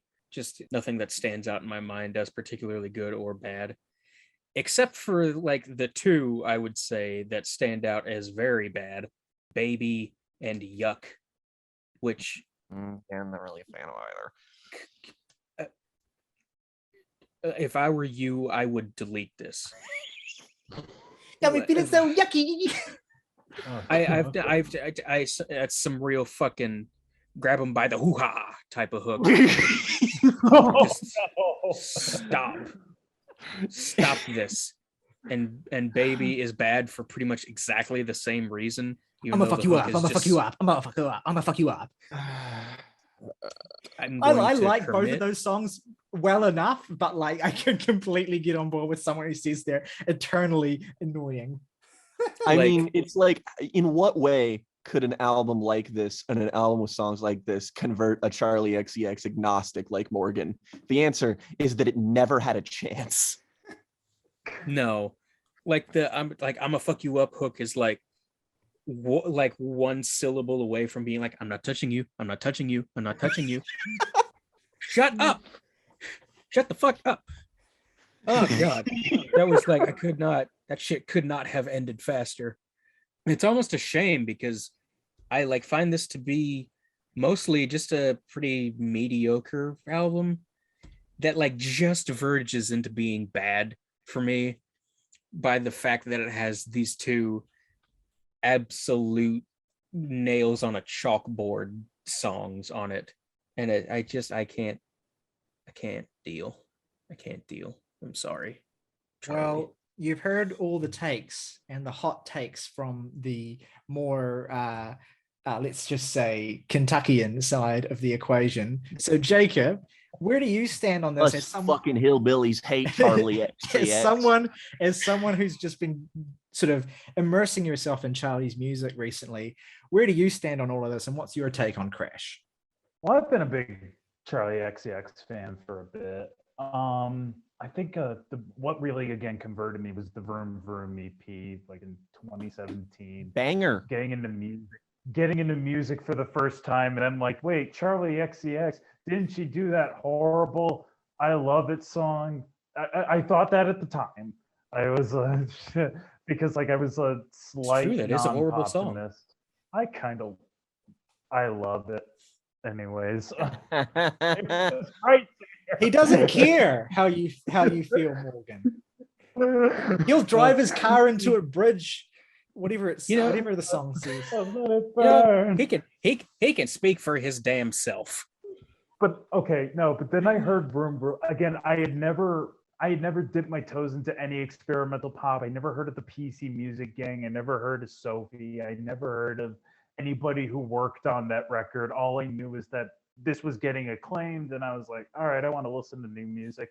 And then the first 5 seconds of Vroom Vroom, I'm like, okay, I'm fucking in. That's right. And that shit it's still so hard.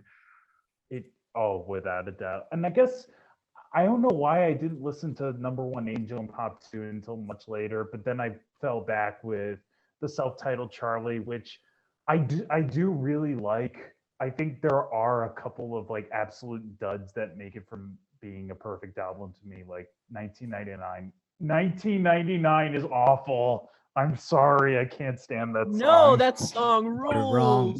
You're wrong, but it's okay. Let me refresh myself on what this sounds like real quick.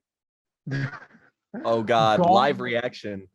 Especially with fucking Cross You, like Next Level Charli, Gone, and Cross You Out, like 3 10 out of 10s. Oh, cross you out. Yeah. Fuck yeah. Speaking of fucking cross you out, Sky Ferreira, where is the album? We were promised the album this month. You have 4, 5, however many days. Ryley turning into the fucking Riddler, being like, release the album. You have 5 days to release the album. Release the People album. will die. Fucking Sky I'm a man of Ferreira my album. word. Sky Ferreira album doesn't drop in March. Oh, this was not how this was supposed to go. It wasn't supposed to be like this.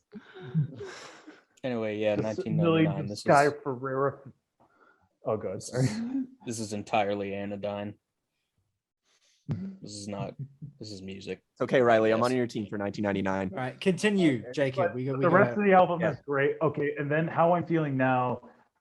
Oh God, that was my third favorite album of 2020. To me, it's pop perfection. It's a 10. It's a masterpiece. Everything on it to me was, I don't know, like imagine telling people that 5 years ago, Charli XCX would make borderline avant-garde pop music. It's to this day, like I was expecting it to not hit as hard for me because I hadn't listened to it in a while, and yet I would argue it's even better. And that's what makes Crash a very, very sad album to me. I mean that in a good way. Like Crash is, I think, a very sad album because it's definitely a breakup album. She did break up with her partner. And How I'm Feeling Now is basically, I think I want to break up with this person, but by the end, I realize I'm still very as much in love with them as I was when I first met. Crash is or at least basically- attached to them.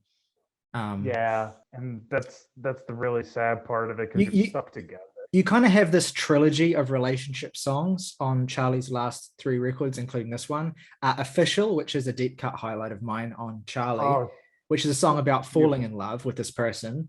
7 Years, which is, I think, an also underrated song on How I'm Feeling Now, which is a song about kind of, how much time has passed and how much closer they've grown together. But you also have songs on that record like Enemy that are about like how the conflicting emotions there.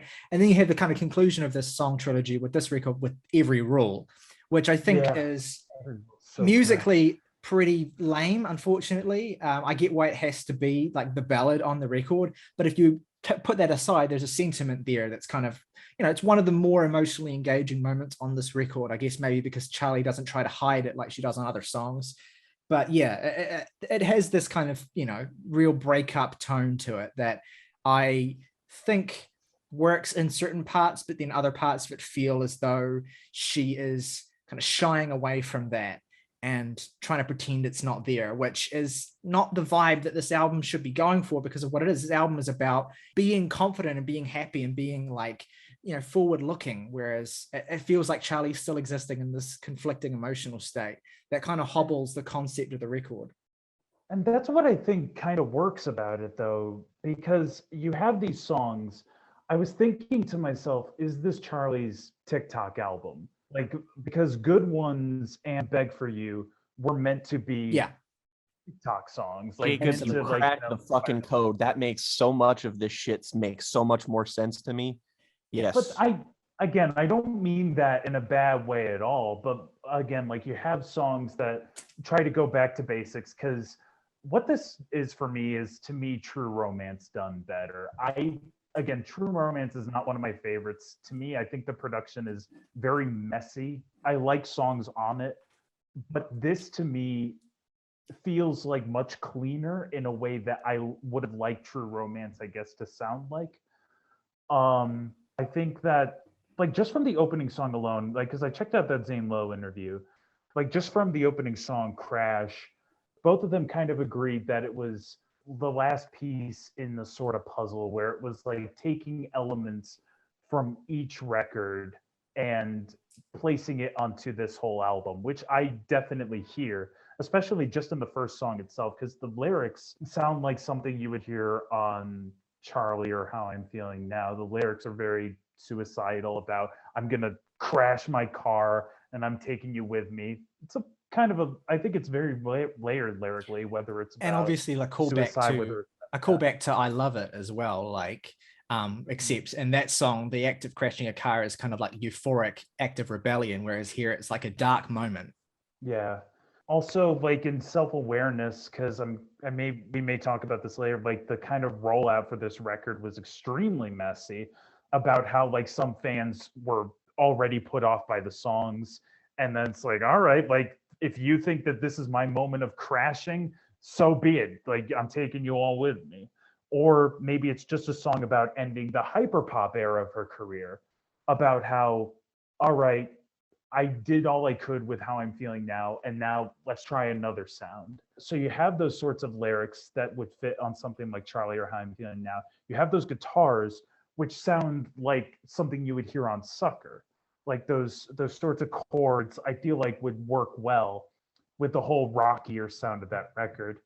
And it has the glitchy outro of one of the hyperpop records or like something like that. So to me, this song is a pretty good opening statement as to what Charli wants to do with this record, and trying to make something where it's more like standard pop music.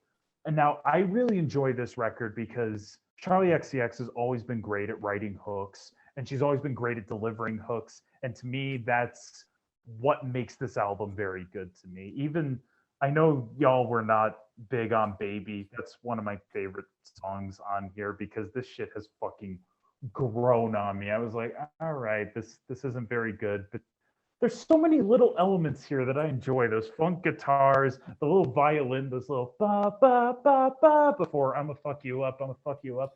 I like the I'ma fuck you up chorus. It's like, okay, like I'm gonna have sex with you, but also I'm gonna fuck you up. We're probably gonna be in a shitty relationship together. Yeah. So I'm gonna fuck.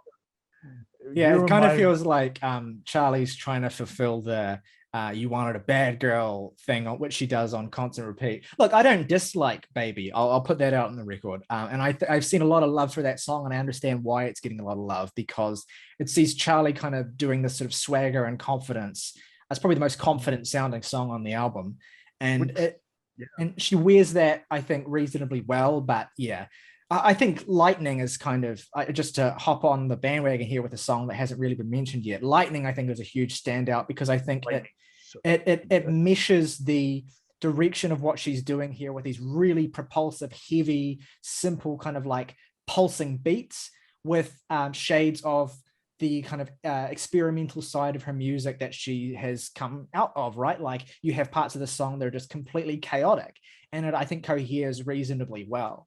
But I do think that something Jake has said that I'll echo is that one of the little things that holds it back from being like one of her absolutely best songs, that holds back a lot of songs here, is the relentless repetition that she relies on to kind of drill it into. I actually think that while there's some good hook writing here, there's also some pretty sloppy hook writing on some of these songs as well, where it just relies too much on that repetition without really giving you something to really grab onto and actually make you keep you stuck into the song. I think Baby is a real victim of that.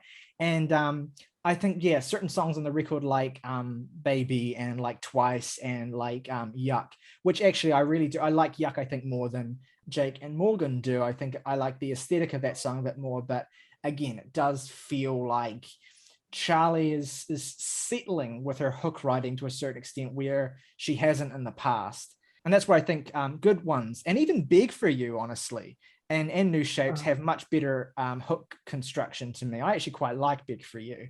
That song has grown on me a considerable bit too.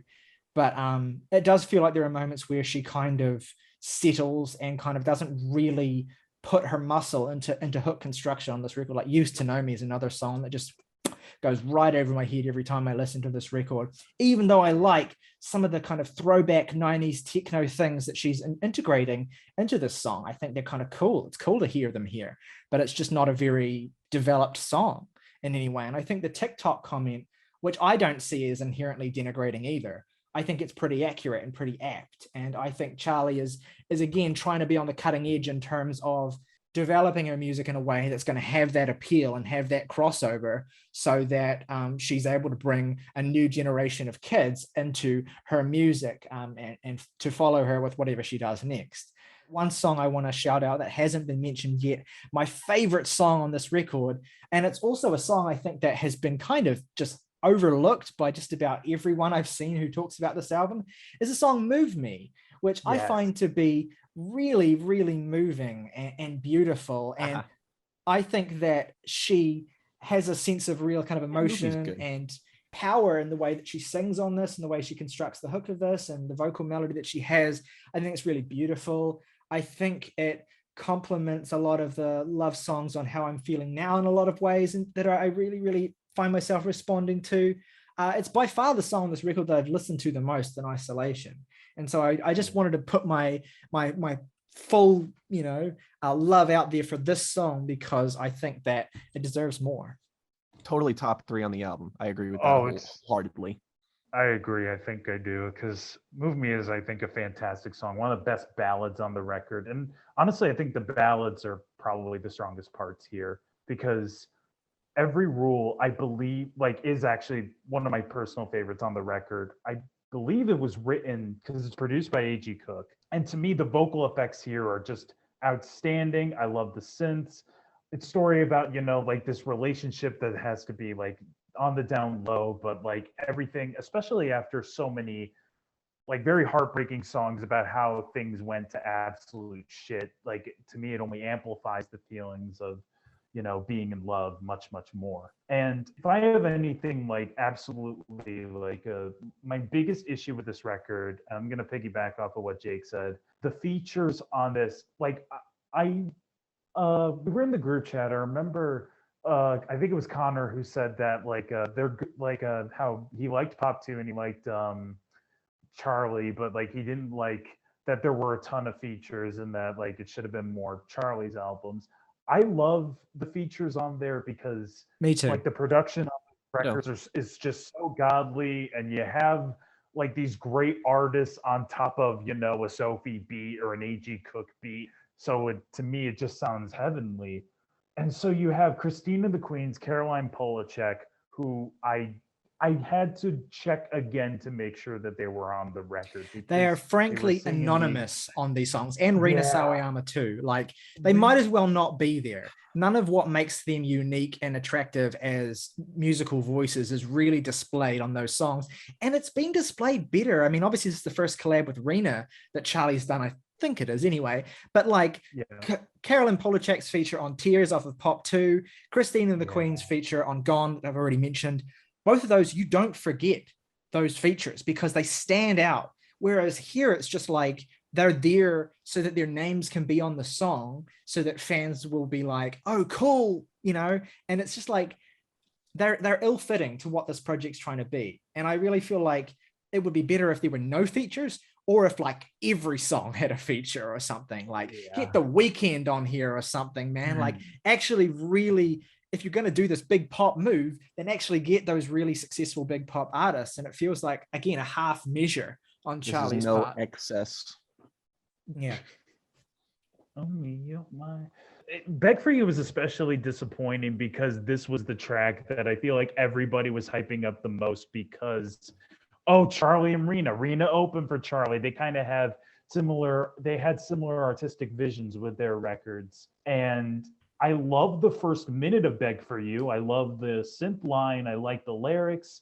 Once it gets to the hook, though, it just repeats the same synth line, and it's just oh, and it's okay. And then I had to check again to see if Rina was on the track because she's singing the same vocal line as Charli. Yeah. But those are probably my biggest complaints with the record, because I understand where people are coming from with maybe being disappointed with the fact that instead of being the future of pop music. Instead, it's being stuck in the present. But again, Charli has just been so good at delivering hooks, even in songs like Constant Repeat, Baby. Like the second half of this album, I do really adore because every song just grew on me. I thought the hooks were stronger and the production was stronger on every track. Yuck, I do like because it sounds like a new disco song, like something Dua Lipa would do or something like that. Twice, that hook is just so nice. And I think that's all I really need for a Charli XCX album, at least in my opinion, or at least to enjoy it, because I get it. Maybe this wasn't what fans were hoping for, but to me, I don't know. I guess I just had way too much fun with a lot of these tracks, and I love the production on a lot of these so much that I was just able to really see. I don't know. Fucking fair enough. Like despite everything I've said, I've still spun this like 6 or 7 times, I think, and I'm probably still going to spin it. It's a very easy album to listen to from me, and I think at the end of the day, it's what it is. All right, let's move on then to our favorite tracks and ratings. Jake, what are your 3 favorite tracks, least fave, and rating for Crash?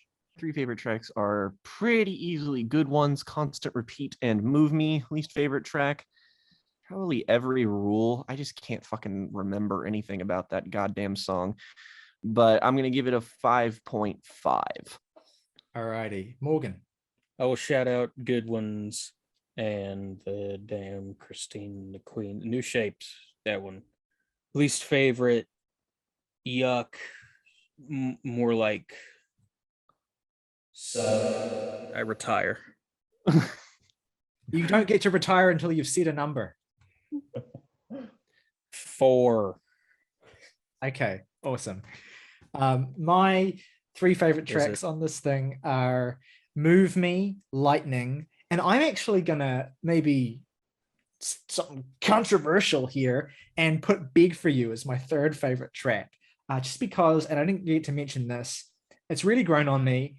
And even though like it's just a direct rip of that September song, Cry For You, obviously deliberately, the idea of like taking that synth line and meshing it with a garage beat, again, it's not as new and original now as it would have been maybe 5 years ago, but it's pretty cool. I like hearing Charli on a garage beat. I like the way that song is constructed.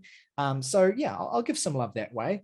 And I'm going to give the album a 6.5. Favorite tracks here, I'm gonna say my favorite was Lightning, and then Every Rule, and then Move Me. And this record gets a light 7 from me. All right, which means we have an average of 5.8 for Charli XCX's Crash. Moving swiftly along to our second review. Me, yeah. I was about to say, damn it. Every time we say the title, I always think of that. Okay. Without fail. I was about to say, like, I was really hoping she would cover Dave Matthews Band on this, but I'll be right back. That's both a bad joke and a complete lie. Just not something anybody wants. Moving swiftly along, let's get into our second review of the day, which is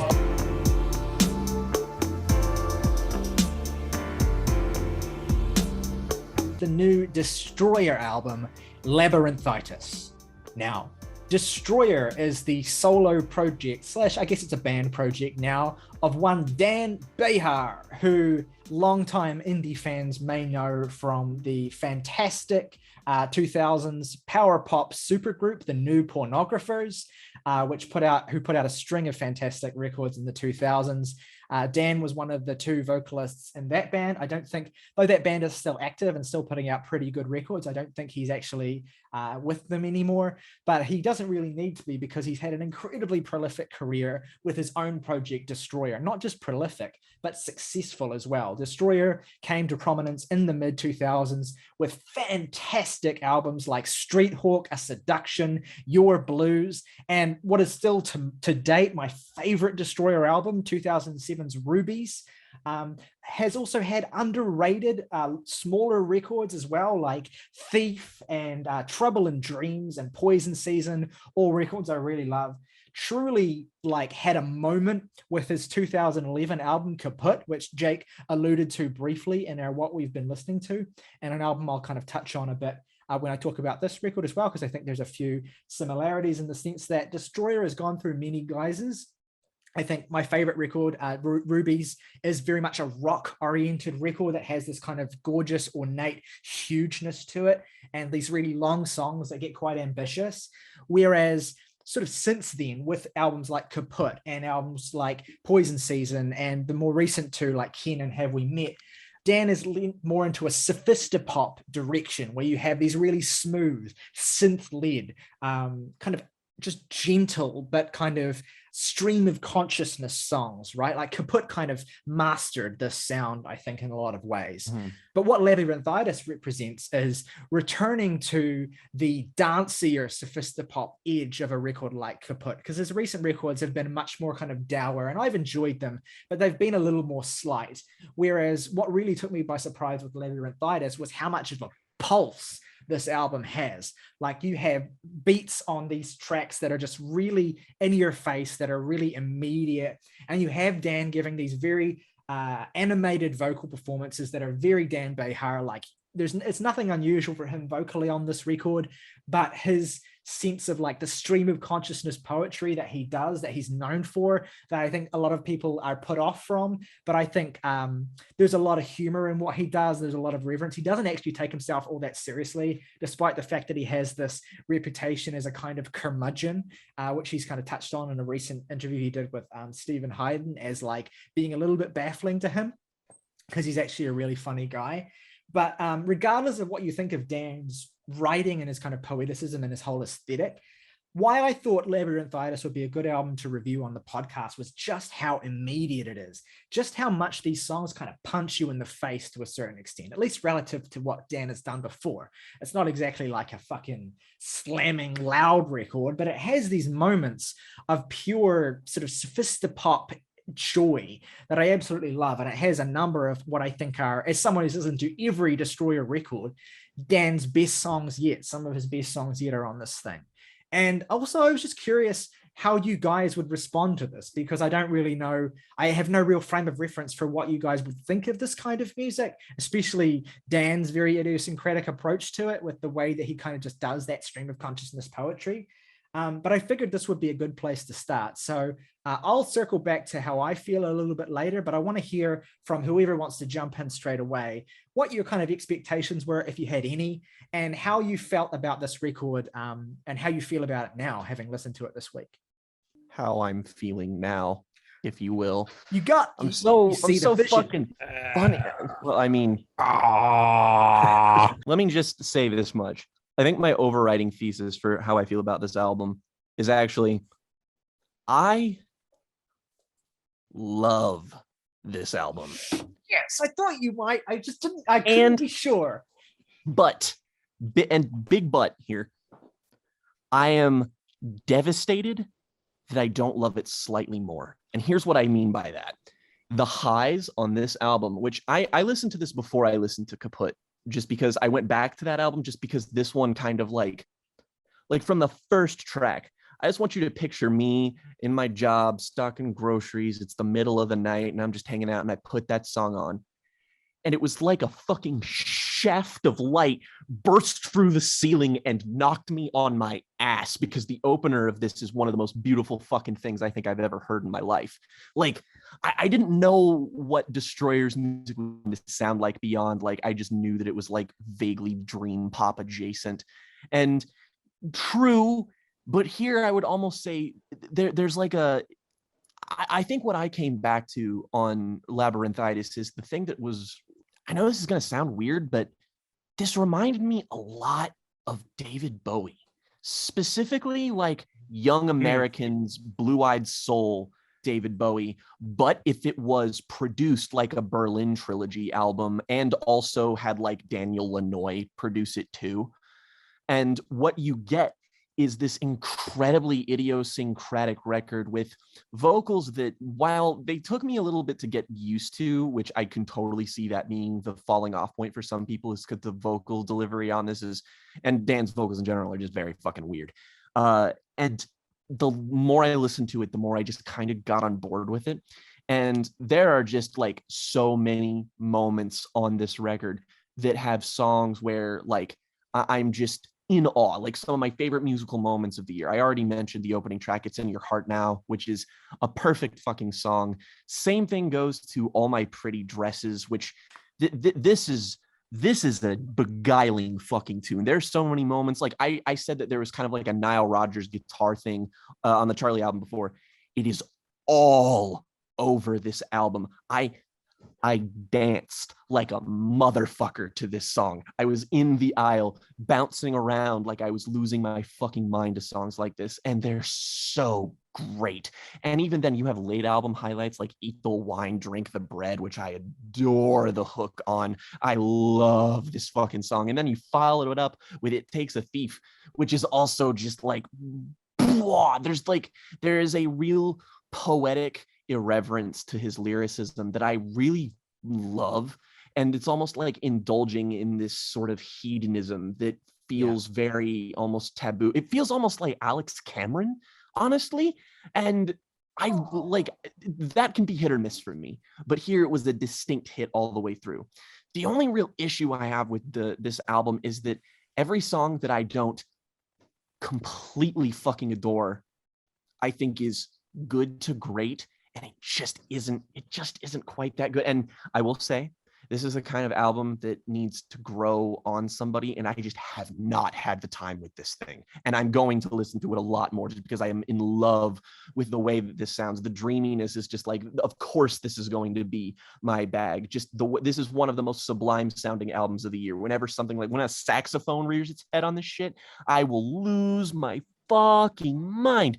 Music like this just doesn't have the concision and the weight and the almost pop appeal of some of the hooks and instrumentals here, which are just so not used to being in this cloudy, beautiful production. And it's a combination of things that might not be able to work in the hands of someone lesser, but Dan clearly knows what he's doing. And I like, and even then there are songs on here that like June, for instance. I love this song.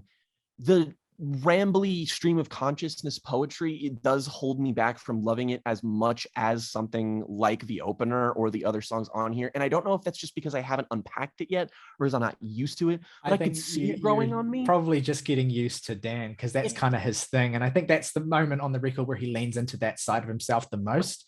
But the instrumental on this song is so fucking good. With the fucking guitar, the way it kind of comes in the second half of the song as well. Like, it's so fucking the best. That's one of the best moments on this entire album. And like, I totally concede, just like, I just need to spend more time with this. This is something that like, I was so caught off guard by this. And I just didn't expect to enjoy it that much. The only other real complaint is that I do think the album loses just a tiny itty bitty little bit of steam at the end. I like the song, The States, well enough. It doesn't grab me like everything else does. And the last song doesn't like, I just don't have my head wrapped around this yet. I want to know what this means. I need to dig into this lyricism and understand what he's doing here, because it comes off as just a trifle insubstantial and it's not as instrumentally compelling. But God be damned if the highlights on this album just don't like, I just don't care about the tiny little reservations that I have. This is such a consistently unique musical experience that feels like this has been missing from my life. And I just really fuck with it. I'm pretty reserved on how much I like this album. I would just comfortably say that I like it. And that honestly might be a time thing, because there are certain things about this record, even though I'm not necessarily in love with them, I find them sort of alluring, and I might come back to them. Like, the first thing I thought of, funnily enough, in terms of comparison, was actually David Bowie. Yeah, I'm surprised with how much I could compare him off. I just didn't expect that kind of art rockiness to be on here, you know? Yeah. and those are the sort of aspects I enjoy of it the most. But it's like, yeah, I'm not crazy about Dude's voice. Yeah, that's understandable. And it's not even like his voice a lot of the time. It's just down to delivery, which is like, you know, it just be less English. Is he English? No, he's Canadian. Oh, well. Still, he sounds wrong. Yeah, so that might be something that I sort of, you know, see the vision on at some point. And I find the album compelling enough to come back to. This will probably be something I provide updates, or at least an update on at some point during what we've been listening to or something, because I'm not there yet. I can see. I know we're busy, but you would fuck with Kaput. Yeah, I was just about to say that. I think you'd really dig the kind of disco-y version of this sort of synth pop. It's just more fundamentally oriented. It's not as rambly as this can be. And it also has a jazzier edge to it as well that I think you might really enjoy. But it's definitely like an acquired taste, and it's a matter of acquiring that taste or not. I knew specifically, Morgan, in advance that you would make a specific, or not complaint, but you would have a specific gripe with not just his voice, but the way he speaks. I knew specifically that would be your thing. So I think that came across my listen as well, as I was just like, this is definitely not going to be everybody's bag, but I'll be damned if I don't enjoy it. He's like, Bejar's like this, like a dude at a beat poetry like club, and he's just like Allen Ginsberging into the mic, and except the difference is that he has like the best fucking sophisti-pop band in the world behind him, and he has a sense of like groove, and also like there's actually does not look like his voice at all, frankly. You see a picture of him, you're like, that's that dude? What? That's interesting, because to me he looks exactly like I would picture him to look if I didn't already know. Ben looks like he has a baritone, and he does not. But also, like, I want to shout out the fact that, like, and I don't know, maybe this is something that you kind of have to be Bejar pilled to really like feel, but I find him really funny as well. Like, oh, totally. The thing about this album is like each album he puts out, he's like makes a point of like portraying a particular character or like a particular person that he finds interesting. And Alex Cameron-y. Yeah, exactly. And this album, he's kind of like, I think, I don't know what his specific wording was, but he said like he sought to make an album from the perspective of like the most like evil guy you could possibly imagine, like who would like drown a puppy or whatever, just like absolutely misanthropic point of view that he's kind of portraying. Thin White Duke. That's what it reminded me of a lot. Yeah, exactly. And there's and my favorite song is All the Pretty Dresses, which Jake has already talked about beautifully, but very close second. Very close second, what I think is one of his best singles ever is the song June, which I really love as someone who's been on board with Destroyer for a long time. And I love it because it's just this really fucking funny portrait of this dude who's like so self-absorbed and so misanthropic that he can barely like see what's directly in front of him. And it's kind of like this cartoonish song that I really love. And there's this lyric in the song that I just find so funny where he's like, a snowman is just a fucking idiot that someone made in the snow. Like, which is such a petty, like stupid line, but it's like the way he sells Disney Channel villain vibes from because this it's man. not just that line, right? It's the way he sings like a snowman is just a fucking idiot that someone made in the snow. And then he goes back and again he says a fucking idiot that someone made in the snow, and he just sings it again, and it's just so funny the way he does it. And like he has this really beguiling tonality. It's an inanimate object, Dan. It's not an idiot. It's just there. And I also really dig as well, shout out to probably one of the most like, and I admire the fact this was picked as the lead single because it's probably one of the most alienating things on here. Yes. The song Tintoretto, It's For You. Love this song. Which is so fucking like the synth, for starters, the synths on the song are garish as hell. It's mixed really loud and it has this huge pulse to it. And I think it's the part on the record where his voice has the most kind of like contrast with the sound and tonality of the song, where it's just this really raspy kind of tonier. So I can understand completely hating this. But it's just like the way that those synths kind of come in on the chorus, and then as the song goes on, they get more and more kind of like intense and like layered and stuff, and it's just such a fucking like rager of a song, and I really fucking dig that. And you have moments as well, like one of I think is one of Dan's most beautiful little pop songs ever, which is Suffer, the second track here. Like when the opener goes into this song, I had a fucking transcendental experience with this album about a week ago where I was just like driving to work, and it was like early in the morning, and it was really like sunny, and I was like sunblind, and I was just listening to the first song on this album, which is completely co-side. It's fucking staggeringly beautiful. And then it went into Suffer, and I was just like completely transcendent. I was barely even looking at the road. I had my eyes shut. I was driving through the city with like my eyes half closed, just absorbing this beautiful like music. And like Suffer is so great because like it has this sense of musicality and vocal melody that he's great at, but also just like the chorus of the song is just this guitar riff that he just kind of like lets rip into and just does over and over again. He doesn't even really need to sing over it. And it's just so goddamn beautiful, which is funny because lyrically, it's like the most misanthropic fucking song ever. It's so fucking dark and like mean-spirited. And yet he gets away with it because of how beautiful he's able to make it. And then all of that stuff is synthesized into June and All My Pretty Dresses, which are like the two towering peaks of this thing for me. All My Pretty Dresses is one of the most beautiful fucking things ever. I can't get enough of that song. And then the second half of the record is like, he reminds you what a great pop instinct he has with Eat the Wine, Drink the Bread, and Takes a Thief. And he even like, and I'm really fond of The States as well, even though it is a little bit more, like it peers back a little bit more of the intensity, and it's a little bit more kind of languorous. It also complements a song off of Trouble in Dreams called The State. And again, that album I think is super fucking underrated. And I like the callback there. And I just like the little insistent sort of synth melody and the way that the song kind of just devolves into kind of ambient, beautiful, drony tonalities by its end. Like it is again one of those moments where it feels like the album comes full center to the same sort of atmosphere as the opening track. It's just kind of has a more finality to it. I really enjoy the way the record kind of wraps up in that way. But I also want to shout out like the interlude at the center of this record, the title track. Like it's so kind of insubstantive compared to everything else around it, but it's weirdly moving as well. Like the way you have this quite beautiful and sad piano melody that's contrasted with these really light synth tones and these kind of cut up samples of children's voices. It has a weird kind of like, those children's vocal samples have a weird kind of like Boards of Canada-esque vibe to them. But the rest of the song is like so sad. And these piano chords are like so like just heartbreaking.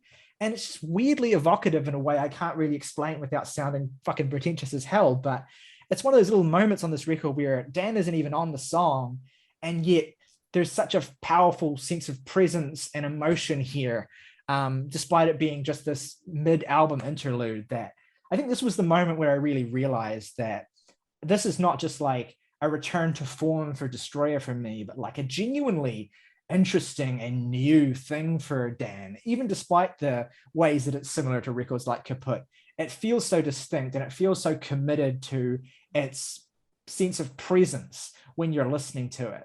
Like none of it, I think, really kind of just drifts, you know, through your head and out the other side. Like I'm always kind of present and invested in this, which is really, I think, something I was really surprised to feel listening to it. And I think that since it's really only just come out now by the time this episode is released, I think that people who are out there, whether you're familiar with Destroyer or not, I think you will potentially get a lot out of that particular aspect of the way that this sounds. It's really like quite gripping and just really transporting in a way I wasn't expecting.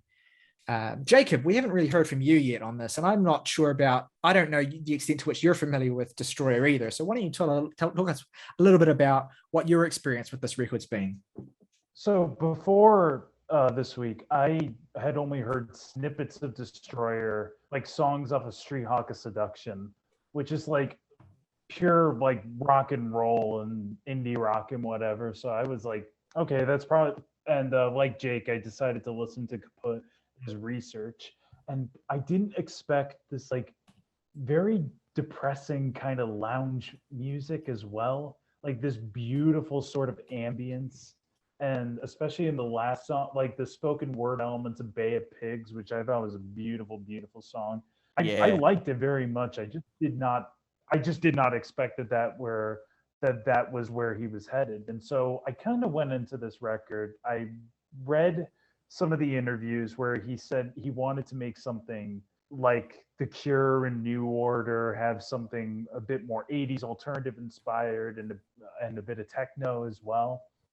And so I didn't really know what to expect for this record. So I took notes on this record and I was like, okay, what's the first track going to sound like? And I was like, oh, these synths are pretty lovely. I love that I Melt With You as guitar.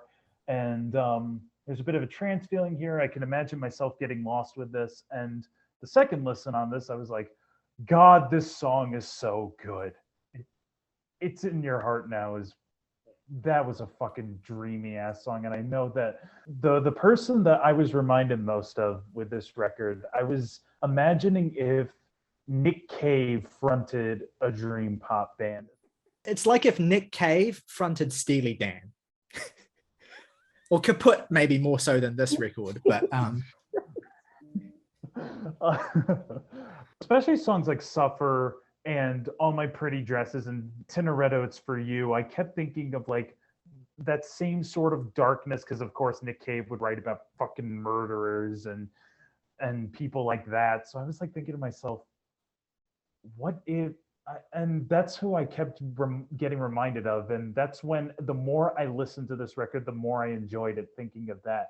And I like Dan Bejar's voice. I think he has a very unique voice. He sounds like only one other person I can think of.